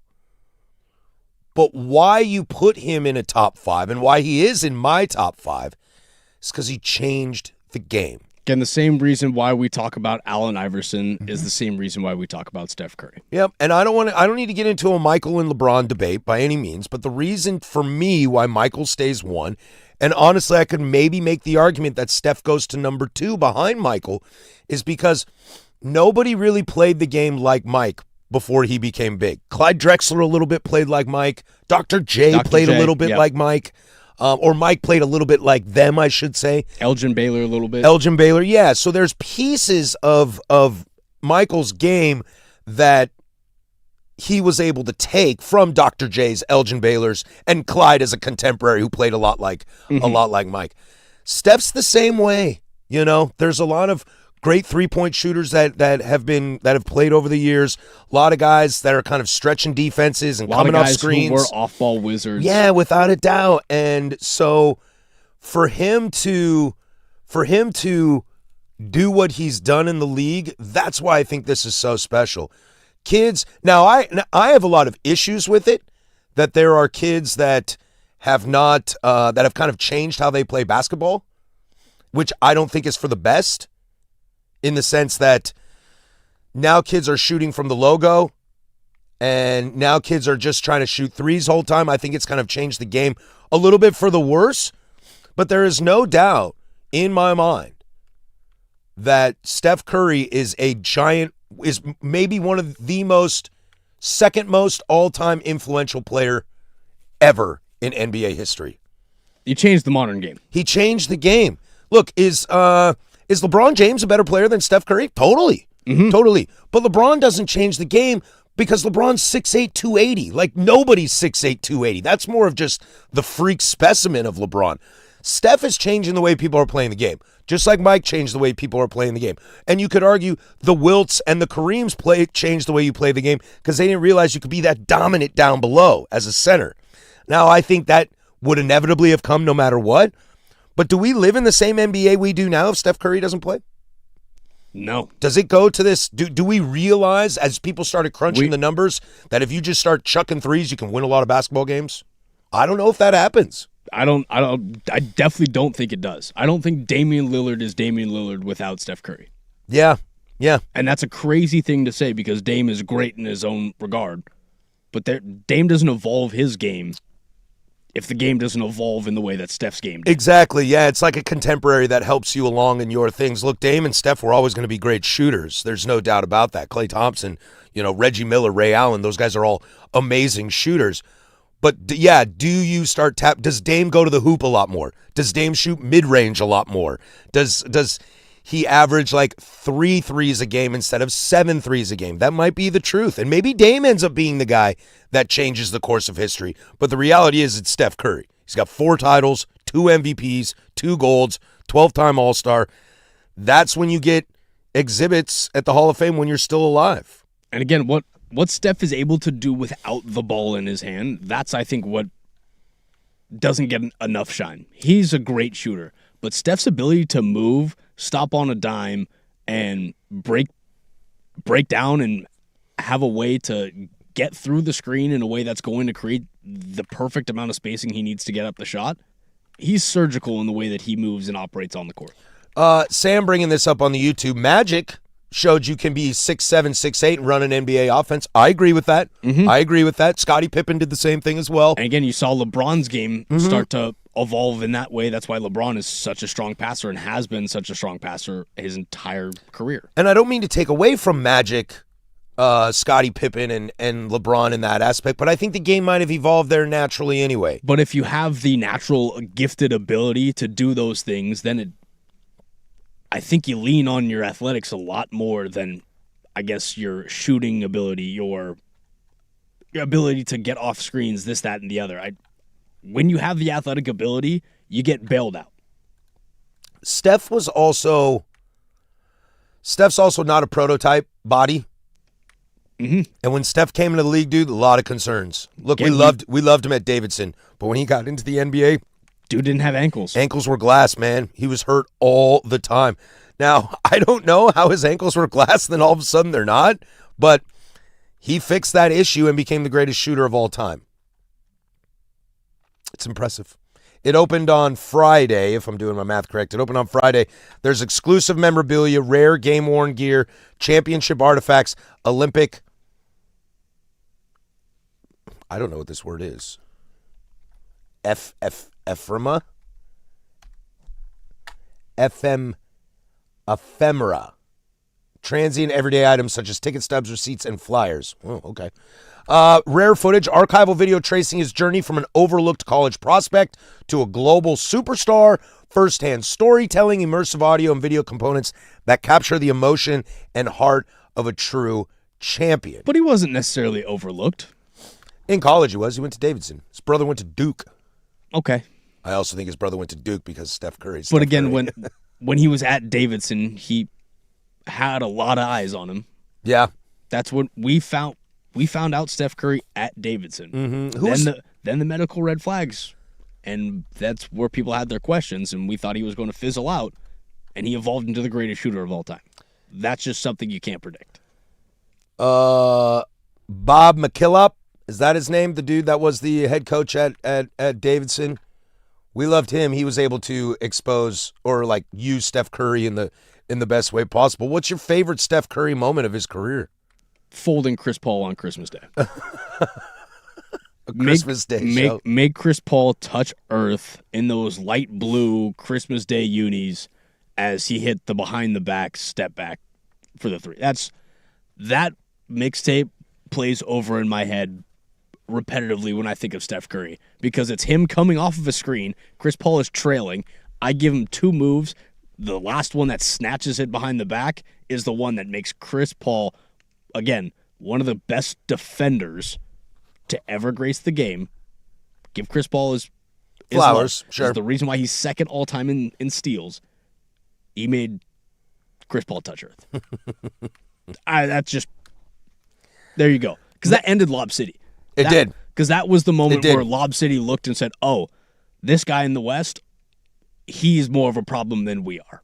And they're going to run circles around us moving forward. It's hard for me not to love the nighting an entire country in their country. That's a pretty cool moment. Pretty baller move. My favorites, and maybe this is not a singular moment, but I think one of my favorite things of Steph Curry, it's that fourth title. I've said it a lot on this show. Of the 4 titles that Steph won at Golden State, the one I'm most impressed with is number 4. I think that's the Steph Curry. You're stapled. Yep, you're stamped forever. They kind of came out of nowhere. There's no KD anymore. It's a renovated team, but an aging team. This is a team that was written off because they were aging and they had lost KD. Mm-hmm. So and they went out and won that series, and I was very, very impressed by it. Steph Curry finds a way to just be impressive. He also helped get my guy to be in the Hall of Fame someday because Klay Thompson's going now, and I got to thank Steph for that. He's a biracial angel. Go Tigers. Go Beavers. When we come back, hour number deuce, a little more Blazer chatter, and then we'll get to the NFL. Final hour's next. 105.1 The Fan.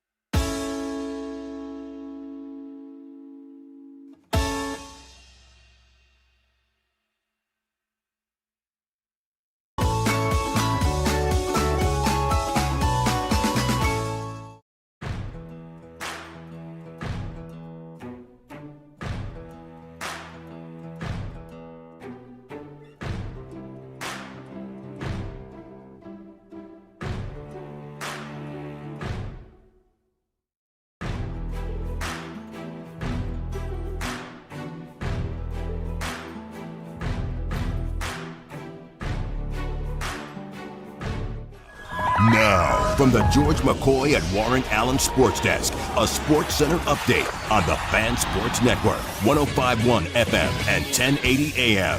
First on the Fan, your Portland Timbers picked up a win over the weekend over Real Salt Lake.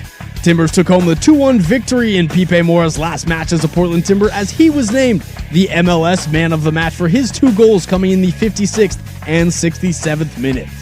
Mora, the Chilean national, finishes his 7-year MLS run third on the club's all-time scoring list with 48 goals, and he will surely be missed.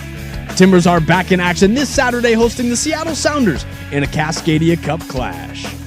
Over to the NBA, as if you missed it this weekend, following the LeBron signing in Philadelphia, EuroLeague star Mario Hezonja has agreed to a 1-year, $2.8 million deal to sign with the Cleveland Cavaliers. And the Denver Nuggets are matching OKC's 2-year, $12 million offer sheet on forward Spencer Jones. According to Shams Charania, by matching the offer sheet on Jones, the Nuggets now enter the second apron and will face some major tax bills, though they could shed some money via trades during the season. And finally, NFL training camp is officially here. All camps from the 32 teams around the league are officially underway as we get set for the Hall of Fame game on August 6th in Canton, Ohio. And for more sports scores and stories in 30 minutes, I'm lowercase from the George McCoy at Warren Allen Sports Desk. Hurt, missing work? Insurance companies acting like jerks? Don't call your mom. Call George McCoy at warrenallen.com. The home of prime time.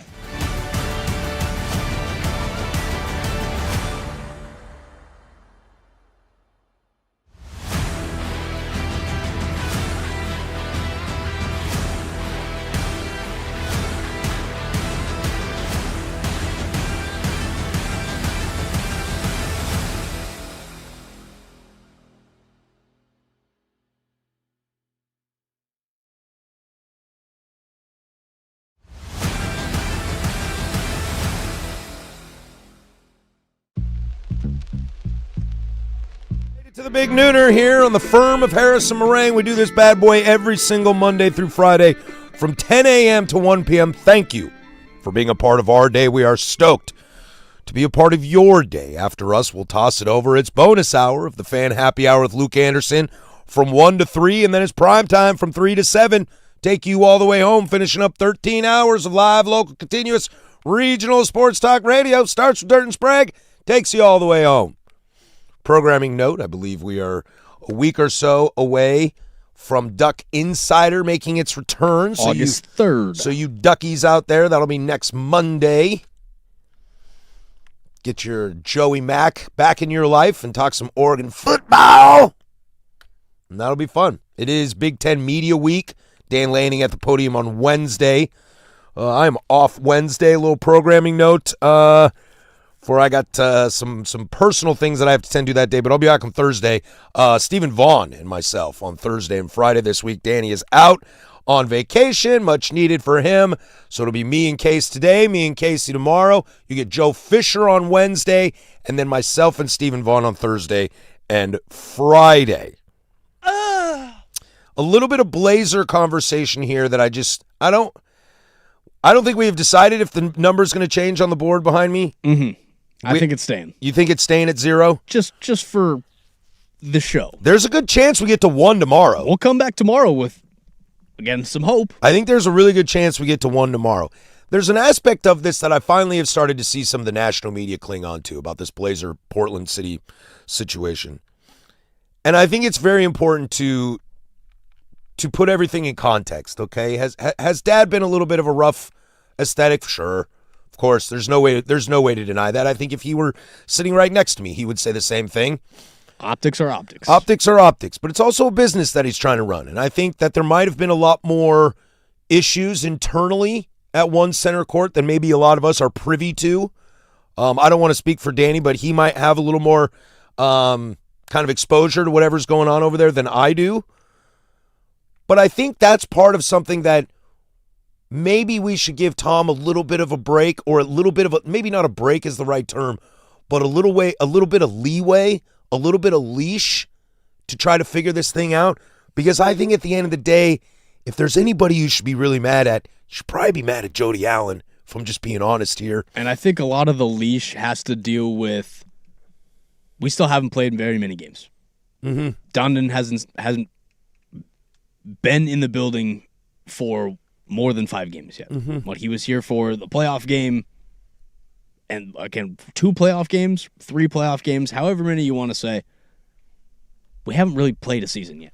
No. So that gives people hope that there is a little bit of light at the end of the tunnel, that there could still be great basketball to watch coming down the line. But again, when there's smoke, there's fire. Yeah, and as far as basketball goes, I can't live in the world where I think Tom Dundon had something to do with Ja Morant. I can't live in that world. I think Tom said, go find a superstar, Joe. Go find somebody that's going to make this team better. And Joe got a good deal for Ja Morant. But I don't know if Ja was the solution. I don't know if 2 small guards that don't play defense was the solution for the Portland Trailblazers. So when basketball starts, if this team is the same, is not making progress from last year, even though I think it will look different, but at the end of the day, if it's the same result, that's going to go on Joe. And that should go on Joe. As far as why we're in this mess to begin with, I think there's a lot of, I don't care, it's not my money that the Vulcans are spending from Paul Allen's estate that let things get to a point where serious change and overall needed to happen. Now, Tom Dundon's probably your worst case scenario when you need change like that, because he's going to strip it to the bones. So there's going to be a lot of people over there that you know that have worked over there for a long time, that you love, that are awesome people who you think are great, but an outsider comes in and kind of says, sorry, Casey, I know everybody loves you, but you're not doing a good enough job. You're gone. And I've got no feelings about it because I don't know you. And I think if you want to blame anybody for being in this situation, I think a lot of it goes on Jody Allen and the Vulcans. Look, the Moda Center is number one why you should have an issue with Jody Allen and the Vulcans. They sold a deteriorating asset. They let it depreciate. That they knew was going to have money put into, that they didn't want to do themselves because they owned it, and they would have been on a hook for all of it. We would never know how much money they put in because they would have to do it all themselves. They wouldn't have to disclose it. They sell it to the city for $1. The city thinks, oh, this is so great. This is so Sweet, awesome. We got our asset. Yeah, I can't believe you gave it to, oh, thank you, Paul. Rest in peace. It's like, nah, bruh. She threw the jaw grenade at you and said, good luck with this down the line. And now Tom walks in and he's like, don't get mad at me. Sure, am I kind of a jerk in this? Yeah, sure. But don't get mad at me that your asset you bought at a depreciated value. If I did that, then I'm on the hook for it, but I didn't. And the idea that we're just going to let Jody off the hook because she's Paul's sister and because she won a Super Bowl in Seattle. Okay? That look on her face when she held that Lombardi trophy up, I've never seen that look on Jody Allen at a Blazer game. Never. And it could be as simple as, look, I run this for my brother because he loved both of these, and it could be as simple as I like football and I don't like basketball. And I think that's a fair thing. We all have to respect. It's like if you're going to renovate, if you're going to bitch and moan and renovate the Keller Auditorium, then you have to be able to be doing it with the Moda Center. You can't say, well, I don't care about Broadway, so I don't want to watch Broadway shows. It's like, well, I don't care about basketball. I don't want to watch basketball either. It works both ways. So to ignore the idea that everything was awesome because the Paul Allen estate had more money than God, to quote Danny Marang, in my opinion, is a false narrative. I think it just created the opportunity for people to get complacent. Now, I don't know these people specifically. I'm not naming names, and I never will. But I think it gets to a point where you can be a little complacent. You can be last in the league in marketing. You can be asleep at the wheel. Without a doubt. You can get complacent. And if that's how things go over there and new guy walks in, Tom was the worst new guy to walk in. I know Danny always says that he wanted an owner to come in with more money than God. And I understand that argument big time. There just aren't a lot of those people out there right now that are getting involved in sports. And how much of those people want to be doing business in Portland? Agreed. Yeah. And that's where you really have to narrow it down to, all right, who do we really think can help benefit this asset? But what worries me to kind of push back on Danny's thought, do you really think somebody with more money than God that's going to come in and like continue to allow a bloated staff and last in marketing and no sponsorship? They'll just throw money at the problem and ivory tower it. Like, or they fire everybody and readjust how the system works. Or they do the exact same thing. Without a doubt, but because this guy has less money than some other owner in the NBA, that he's cheap now for doing this? See, I don't think so. I think again, a lot of this goes back on the Vulcans and the Allen estate. And who's in charge of the Allen estate? That would be Jody. The Vulcans, that's Burt Cole. I think those two have a lot more issues with why we're in this position than Tom Dundon. Again, I think Isaac and Rob said it last week on Primetime. It's not like the Blazers didn't operate bloated before. Now we're not. So you can take that for what it is. I think that's a benefit. Not operating bloated should make people think, okay, we're going to start using this money for good purposes. I've never run a corporation like that. Can't say I have either. Yeah, to the size of the Blazers. But I have been, a manager in restaurants. I have done schedules. I've done hirings and firings. I've done a lot of that stuff. And it is the fine line of finding what's the most efficient way to do it. Because you don't want to be inefficient. Look, lots of times I say to people, I've said this my entire life in restaurants, I don't care how you get from point A to point B. Just do it efficiently. You want to be outside the box? You want to do something that I look at, I'm like, that's weird. If it's efficient, I don't care. And I think anybody that would have walked into this situation would have looked around and said, Blazers need an upgrade, or Moda Center needs an upgrade. This whole infrastructure needs a reboot. But because they have a ton of money, you would have been more okay with that? I don't think that's fair. I don't think that's fair on Tom Dundon. Now, are his optics bad? Yeah, his optics are bad. Sure. But I don't think if an owner walks in with the kind of money that Paul Allen had, which there's only one in the NBA, and that's Steve Ballmer in LA. I still think they're going to the city and saying, hey, you got to pony up some money here. I still think they are saying, hey, I still need 120 from the city. I don't think that it's just like, oh, you guys don't want to give us the 120? Don't worry about it. I'll do it then. I don't think anybody was going to do that. And so here we are now, playing chicken. I don't want to pick a side here. I really don't. If you make me pick a side, I'm going to pick the side of Tom Dundon. And feelings are going to get hurt. Totally. I'm going to pick the side on whatever means my team's not leaving. And as we talked about in the first hour, which you can go back and listen to, the podcast is up. Whether I am pro-city and anti-Dundon or the opposite, I have no choice. I'm stuck with that. I'm stuck with Tom Dundon. So I might as well try to learn how he operates and try to predict this so in the next 30 years of being a Blazer fan, I don't come back to this situation again.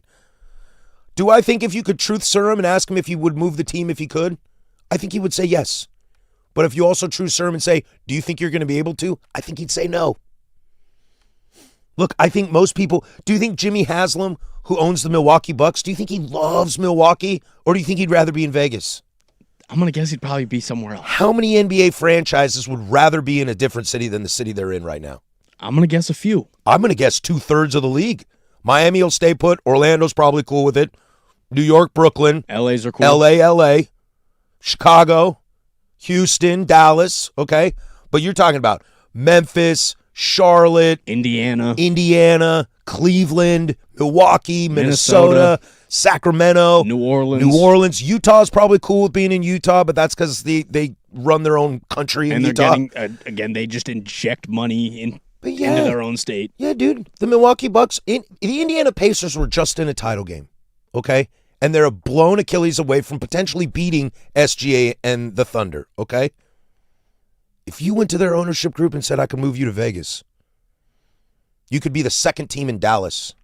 You could be a second team in Miami. The Vegas Pacers, and now you have a bunch of horse-related gambling commercials, this, that, and the other. The marketing rollout is already going. I'm gone. I'm absolutely gone.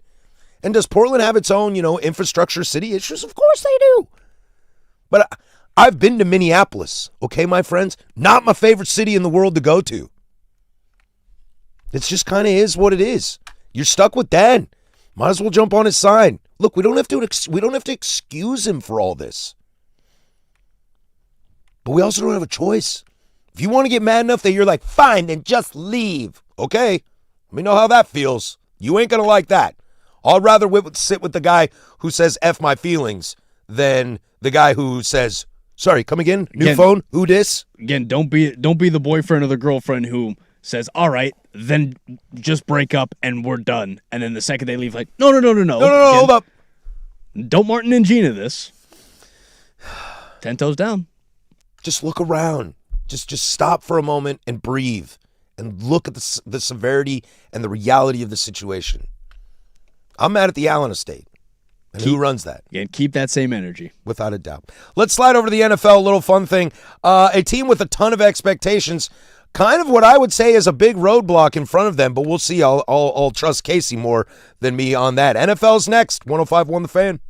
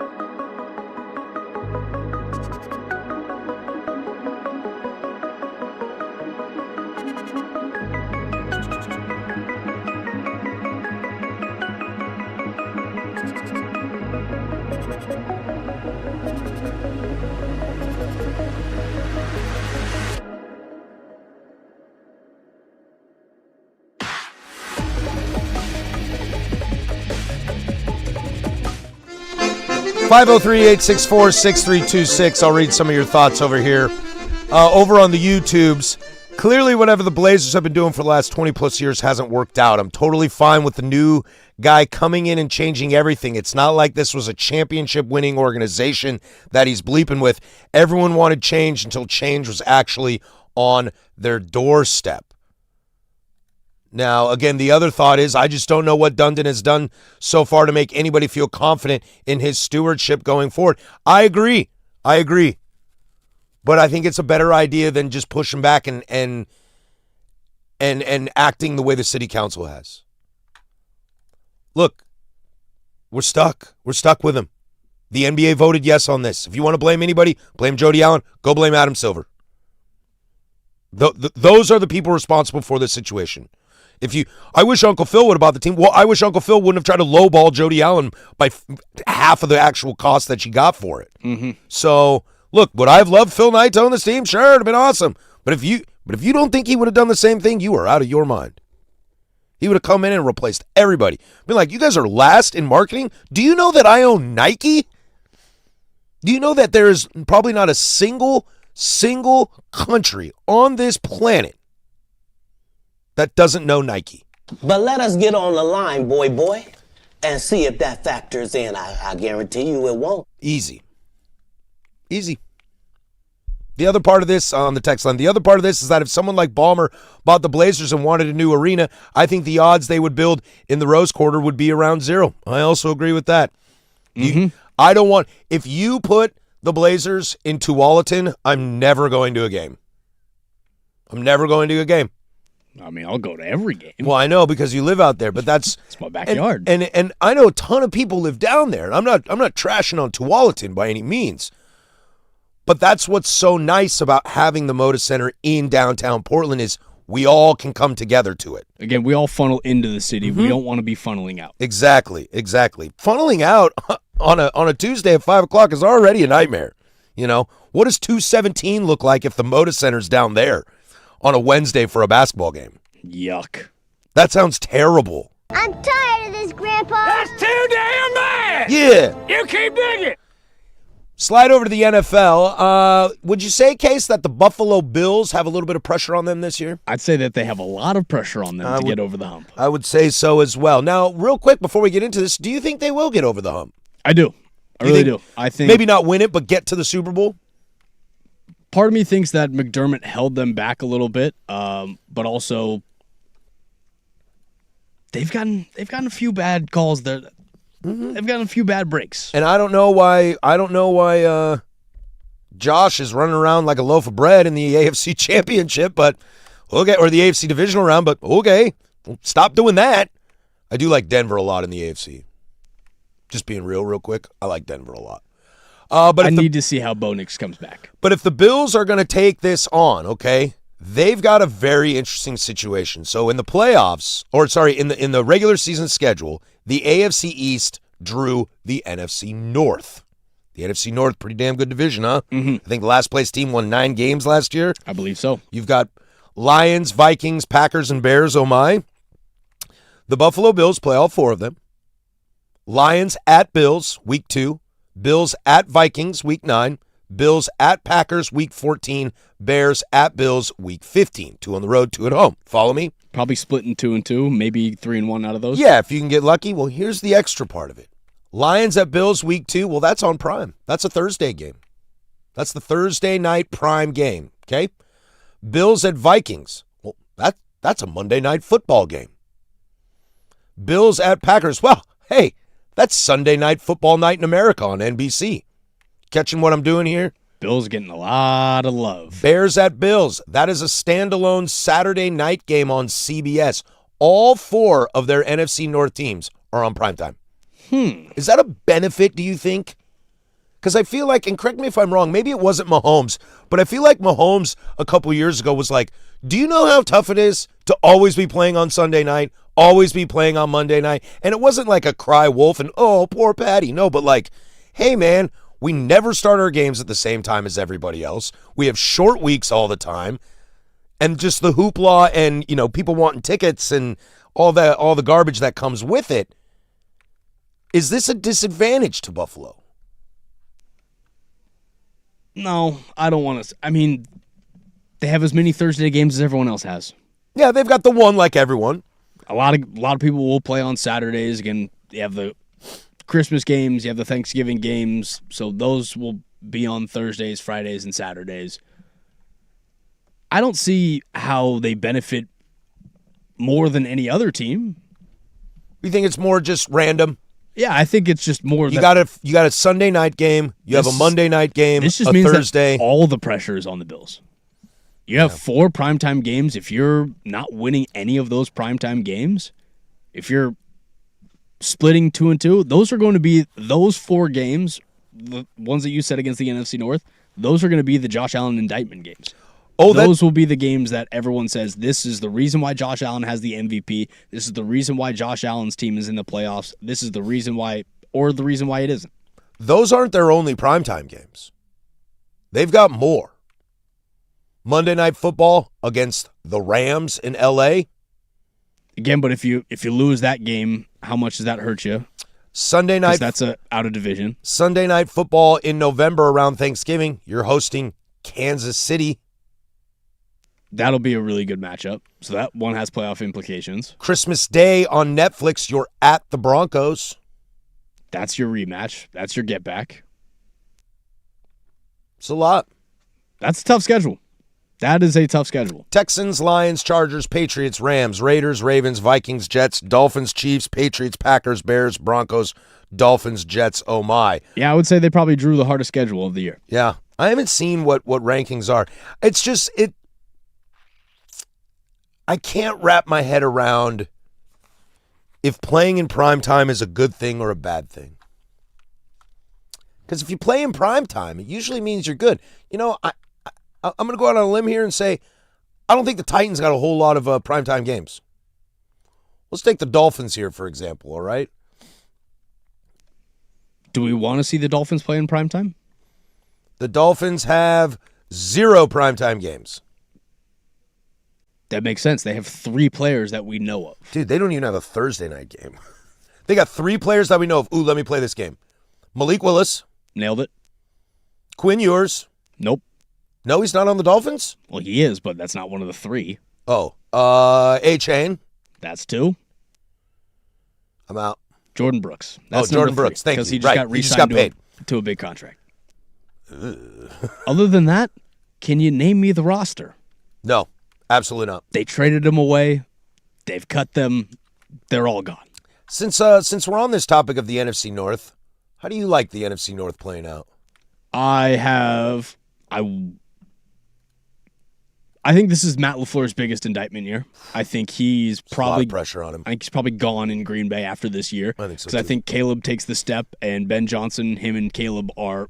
I think they're in lockstep, and they're going to be very dangerous. And they'll pass him by. Yeah, I want to say that Green Bay. Yeah, Green Bay's probably losing that division. I'll probably have Detroit and Chicago fighting for the final 2 spots. Minnesota's just going to be. Minnesota's a giant question. They're a giant question. That's just like Justin Jefferson's going to have a good year. That defense will probably be okay. I like KOC a lot.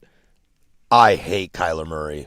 I don't hate him. I don't know the guy, but I am not a fan of his game. I have always been a fan of the Minnesota Vikings roster and their roster construction, especially under Mike Zimmer, now under KOC. Their quarterbacks have always been the problem. They've never not been the problem. The one time that they had a feasible quarterback, he was 5th in MVP voting, and Minnesota miracled their way into the playoffs. Yeah. Yeah, and the last one they had that was worth a damn saw ghosts, but left and won a Super Bowl. Again, won 14 games. Sam Darnold. Tough break. R.I.P. Minnesota, gunned down in their prime. My thought in that division real quick, I'm with you. I think the Packers got a lot of pressure on them this year. I picked them to win the Super Bowl last year, and I feel super dumb about that. What did I have? I had Packers over Bills last year in the Super Bowl, which, whoopsies. The team that I worry about in the NFC North real quick, my worry, honestly, is the Detroit Lions. I'm worried that the Detroit Lions have peaked and are going the wrong direction. I think their offense is still as elite as it's been. Okay. Maybe the health concerns are probably where we look, because that's my only question towards them is they've been healthy. They've been elite offensively. The issue the reason why they haven't won games, their defense has not stayed healthy. Their D-line has been broken. Aiden Hutchinson finally played his first full season last year. Yeah, can't stay healthy.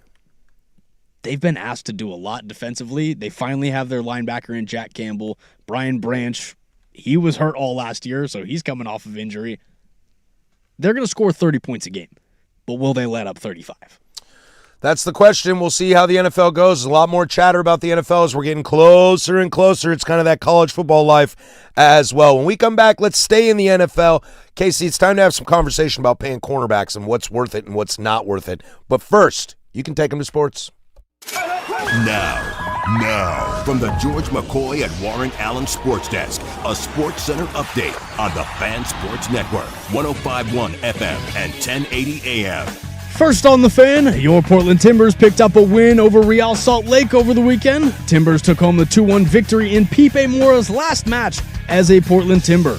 He was named the MLS Man of the Match for his 2 goals coming in the 56th and 67th minute as Mora, the Chilean national, finishes his 7-year MLS run third on the club's all-time scoring list with 48 goals, as he will surely be missed. Timbers are back in action this Saturday, hosting the Seattle Sounders in a Cascadia Cup clash. Some NBA news if you missed it this weekend. Following the LeBron signing in Philadelphia, EuroLeague star Mario Hezonja has agreed to a 1-year, $2.8 million deal to sign with the Cleveland Cavaliers. And the Denver Nuggets are matching OKC's 2-year, $12 million offer sheet on forward Spencer Jones. According to Shams Charania, by matching Jones' offer, the Nuggets now enter the second apron and will face some major tax bills, though they could shed some money via trades during the season. And finally, some NFL training camp is officially here. All camps from the 32 teams around the league are officially underway as we get set for the Hall of Fame game on August 6th in Canton, Ohio. And for more sports scores and stories in 30 minutes, I'm lowercase from the George McCoy at Warren Allen Sports Desk. Hurt, missing work? Insurance companies acting like jerks? Don't call your mom. Call George McCoy at WarrenAllen.com. Sports Saturday with Joe.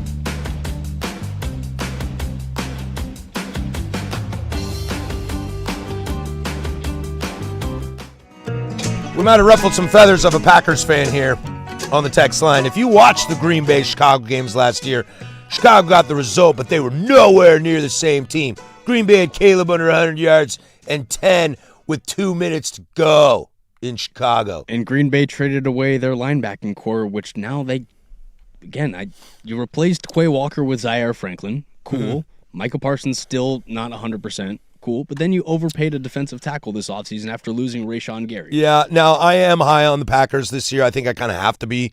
You know, it's a little one of those. Who plays wide receiver for the Packers? Oh, God, you, me. Andy Dirt Johnson? Pretty much. I think I put so much stock into them last year that I'm like, okay, I'm going to try this one more time this year.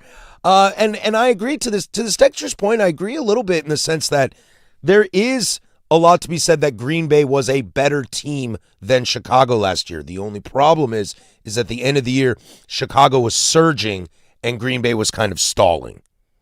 And look at the playoffs. Chicago went on a run. It could have gone further than they did. I don't know if that means they're going to be a Super Bowl contender next year. Caleb had some pretty loud turnovers. I agree. That first game. I agree. And I have been ostracized and criticized on this program many, many times for not being a Caleb Williams guy. Look, I don't think there's issues with him like there are with, say, Jalen Hurts. I don't think there's issues with him like there are, say, maybe Justin Herbert when you get into the playoffs. But I have some issue.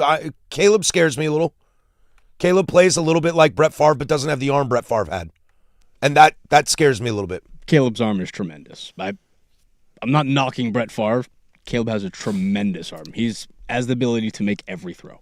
When you're looking around the NFL, there are reports out of New England that Christian Gonzalez will about to be reset the market and be the highest paid corner in NFL history. Casey, you and I were kind of talking about this before the show. Your elite cornerbacks in the league right now are Patrick Surtain, who I definitely think is number one in Denver. Derek Stingley Jr. in Houston is pretty good. That guy up north in Seattle, Devon Witherspoon, also pretty good. Trent McDuffie gets paid like one. Mm-hmm. And Christian Gonzalez for the New England Patriots. I'm not the biggest Christian Gonzalez guy. So I worry that that's going to reset a market and be too expensive. What I worry about is the Patriots paying corners. I don't have an issue with them paying Gonzalez because Gonzalez is worth the money. I think he's a very elite cornerback who can stop on a dime, has great footwork, and knows where he's supposed to be on most every play. What I have an issue is when have the Patriots ever paid cornerbacks? They just have, in my entire life, they have never had a foundation of let me pay guys at the cornerback position. They develop guys at the cornerback position, but the guys that they usually surround their defense with are elite front seven guys. Always. That's what maybe leans me to go, well, if Christian Gonzalez is going to reset the market in New England, what's New England going to be like on the front seven? Yeah, and especially because you got the guy you got running that team right now, it was part of that interior that got paid, and Mike Vrabel. Look at all of the Super Bowls over New England's history. I don't think a single one of them has had a cornerback that's been top five in their paid position. No, it feels like they move on and get paid somewhere else. Our best example we were talking about, Asante Samuel. You had Ty Law, you had Stephon Gilmore, and guys go get their deal elsewhere because the Patriots have historically not valued the cornerback position as high as others. And that's what I'm curious about where the NFL is and how they are valuing, for that matter, corners, because it feels like such a volatile position in the sense of you get a real small window. Like, what's elite corner window? 3-4 years? 4 years. But every once in a while, you get a Patrick Surtain, a Champ Bailey. But Pat Surtain is in that window right now. A Darrelle Revis. But all those dudes are Hall of Famers. How long is Revis' career? Oh, I don't know. Revis has a 9-year career. Oof. And he was elite in what? 7 of those, probably? He was elite in all 9. He's the greatest corner. Yeah. Technically to ever play the game. So there are those guys like that, but way more often there aren't. You know, we live in a world right now where, sure, we can sit here and argue between JSN, Justin Jefferson, and Jamar Chase of who's the best, but 4 through 15 are still pretty damn good. Yep. We can do the same with corners. I think we probably all agree that it's Surtain 1, and then the rest fill in. But the gap and Joey Porter Jr. But the gap between maybe 5 and 15 is probably a lot larger than the gap of 5 to 15 in wide receiver. Yeah, the drop-off after A.J. Terrell and Denzel Ward is pretty serious. Yeah, so I think you got to be real smart if you're about to lock down a corner. I know Seattle is in conversations with Devin Witherspoon. I like Witherspoon a lot. Again, but you saw them watch Reek Woolen walk this past offseason. But I think they also know that Reek Woolen was not a huge cog, like that they could move on from Reek. I think it's you have to pay one or the other. And I think they need Witherspoon more than they need Reek. 100%. When you've got, Eamon Worry there, and you've got a lot of youth there kind of in that linebacking Because that core, allows you to make space for Eamon Worry's contract down the line. because you want to pay him. Yeah, I think Reek just falls to the bottom of that. So if you're looking at the Patriots defense in comparison to Christian Gonzalez, I don't know if they have those same kind of what's the word I'm looking here? The options to play with. I don't think like they do. Seattle does. I think they have a very good unit, but this is again the Patriots defense is that they've always had a very underrated roster. When you look at the roster on paper, it's okay, this defense is pretty good, but where do they rank in terms of top of the league? Probably middle of the road. Is Christian Gonzalez their best defensive player? I want to say yeah. On paper, I look around it, I go, you got to spend money somewhere. They've got a great D tackle. They have Spillane. They have Chazon. I don't really see who else they pay on that defense. I think so, and someone's got to get paid, and they probably choose to pay that. Now, here's the real question. I don't know if paying Christian Gonzalez is really going to hamstring them this season. I am not a Patriots guy this season. I am very, very out on them. And I don't know if it's just the full-on Super Bowl hangover or if it's the fact that I think they got pretty lucky getting there in the first place last year. I think C.J. Stroud was god-awful against them. They played Jared Stidham in the AFC Championship, and it's not like Drake was good in that game either. I think it's going to be a loud wake-up call for the Patriots. Plus, I think once you have an extra year of film on Drake May, people start to understand it. You saw that happen to Trevor Lawrence. No, I think Drake May is good, and I think he's going to continue to advance. But again, you've seen every single quarterback, their first good year, their next year, they do take a step back unless they're elite athletes. All right, let's go. Let's play you want to play the win-loss game here real quick? Let's do it. Okay. This is the New England Patriots 2026 schedule. I will count the W's. At Seattle. Loss. Home against Pittsburgh. Loss. At Jacksonville. We might start 0-3. At Buffalo. 1-4. Or sorry, I'll go 1-3. So you got one win. Give them one win in there. Home against the Raiders. 2. Home against the Jets. 3. On the road against the Bears. No. On the road against the Dolphins. Yeah. Home against the Packers. Yeah, that's at home. That's a win? At Gillette? Okay. Yeah. Home against the Lions. At Gillette? I'll give them. Okay. At the Chargers. No.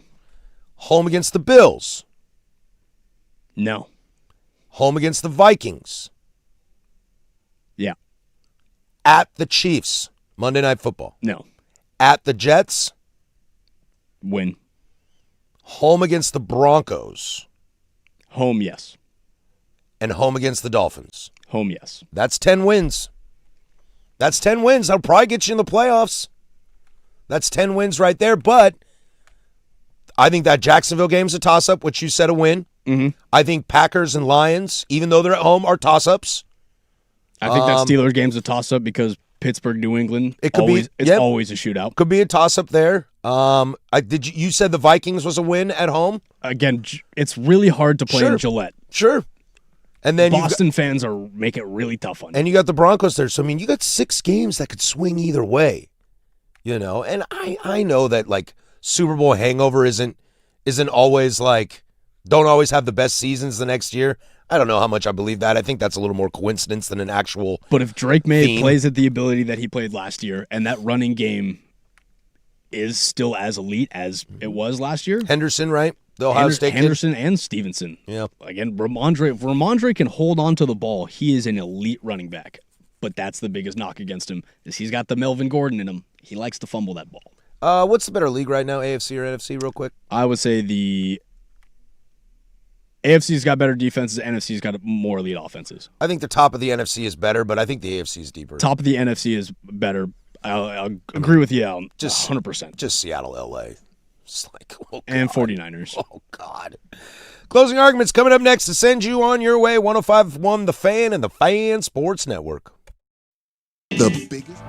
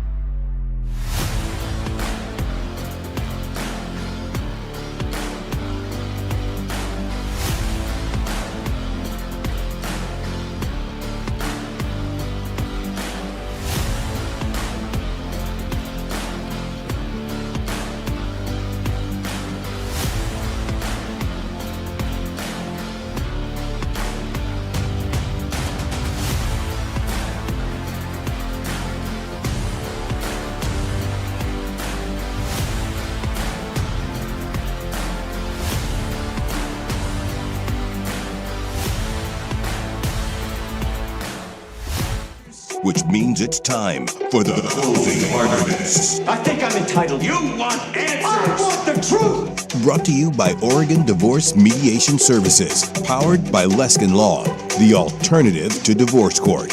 You can't handle the truth. On the Fan Sports Network, 105.1 and 1080, The Fan. All right, that's going to do it for us. Closing arguments are brought to you by Oregon Divorce Mediation Services, presented by our friends at Leskin Law. For more information, visit leskinlaw.com. Coming up on the program tomorrow, it's a free consultation Tuesday. We always have fun with that. Want to get into this concept of Stanford football players negotiating, potentially getting into a CBA of themselves. It was the Baseball Hall of Fame over the weekend, so I love to look ahead at 2027 and see what that list might be. And I think we'll get into some MLB media deal and how that could affect the collective bargaining agreement. So it might be a lot of union chatter tomorrow on the program. As far as looking for something to watch tonight, George Kirby's on the bump currently in Seattle, but getting shelled as Texas is up 7-2. Any other? Yeah, no, not pretty. Some good matchups or good pitchers on the bump tonight. Zach Wheeler's on for Philly. They're in Miami. Max Scherzer making an appearance this year as the Blue Jays are in D.C. Chase Burns, who will be a part of our conversation tomorrow. He is throwing against the Guardians for Cincinnati tonight. Let's see who else looks good. Max Fried makes his triumphant return for the New York Yankees as they will take on the White Sox. I will most likely be watching that game. That's the game probably I'm a little more stoked about, I should That's say. the game that just has me torn as a baseball fan. Imai for the Houston Astros, who's pitched a lot better throwing tonight Tatsuya. as well. Took him for a little bit to figure it out, but he kind of did. Bro, you know who I watched over the weekend? Yoshinobu Yamamoto is just unbelievable. Filthy. He is so filthy. So damn good. So damn good. I like him a lot. Binary Brewing and The Fan have teamed up for the only Fan IPA available for a limited time. Taste The Fan with Binary Brewing's signature West Coast IPA. Go to Binary Brewing's Beaverton location and ask them about their only Fan. So good, only The Fan and Binary Brewing can pull it off. Let's see, things we didn't quite get to today. Eric Bieniemy's wife was shot by their son? That is a crazy story. Got like Rob Reiner vibes going on. Yeah, that's there. what it's starting to sound like. Yeah, that's crazy. He was arrested. She is not dead, so that's a great thing. Was hospitalized in stable condition on Monday. Police in Loudoun County, Virginia, confirmed that a woman was being treated for serious injuries from multiple gunshot wounds, but did not disclose her identity. Bro, if you're a son, I think modus operandi number one is never, ever hurt your mama. Yeah, the son was arrested and charged with malicious wounding, use of a firearm in commission of a felony, and discharge of a firearm inside of a dwelling. Crazy story, man. T's and P's. UNC football GM Michael Lombardi on paid administrative leave. My friends, that never sounds good. They'll have 30 days. He can only be on paid leave for 30 days. I have no idea. I've tried to see and search as much as I can. Easy ride. I've looked and see as much as I can about what's going on over there, and I haven't seen anything. Let's hope for his case that it is not super sticky. Some good news. Indiana Colts quarterback Daniel Jones said Monday that he's fully cleared to participate in training from the Achilles injury that prematurely ended his 2025 season. People can kiss my ass. Yeah, let's go. Said he's feeling good on the Pat McAfee show and said plan is to be back in 11-on-11 full team drills Wednesday when we start our practice. Daniel Jones. That's exciting. That is great news. Dude, Daniel Jones was such a great story last year. And you can tell that when he got hurt, that team was in the cahoots. I really think Daniel Jones is starting to become more likable. Oh, All I he had think to do so was just get too. out of New York. I think so too, man. I really do. I think he seems to me like kind of a quiet guy.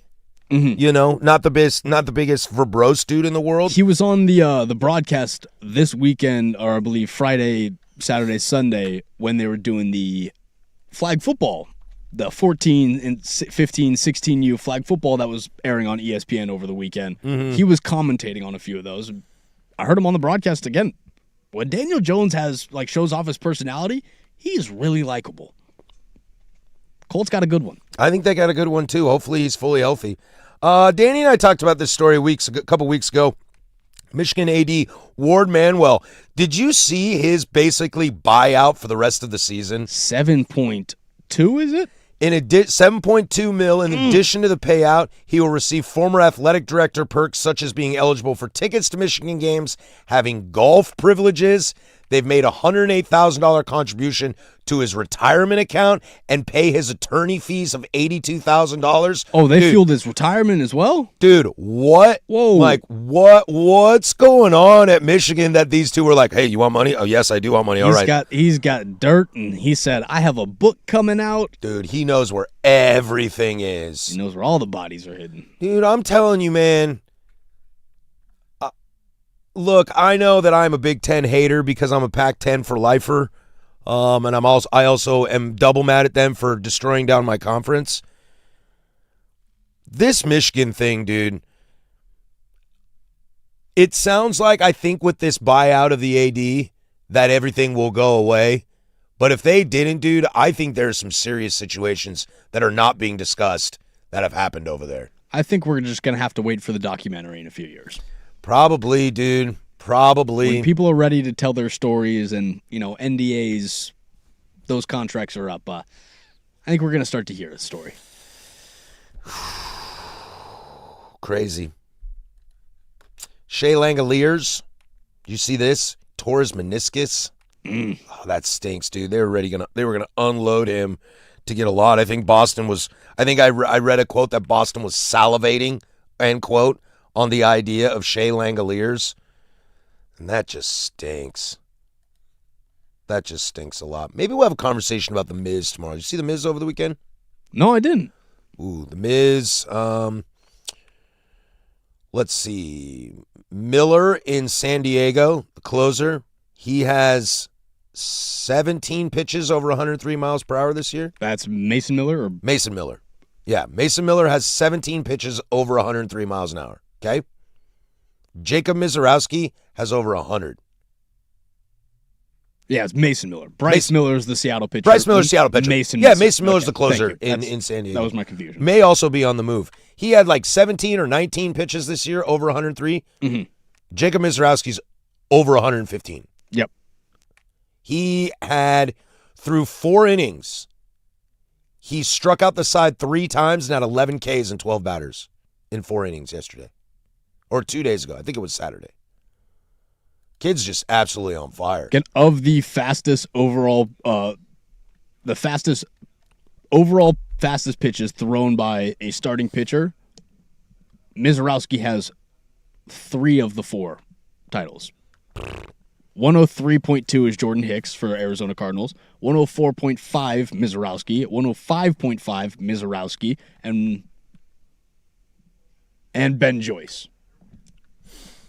This came in on the YouTube right now.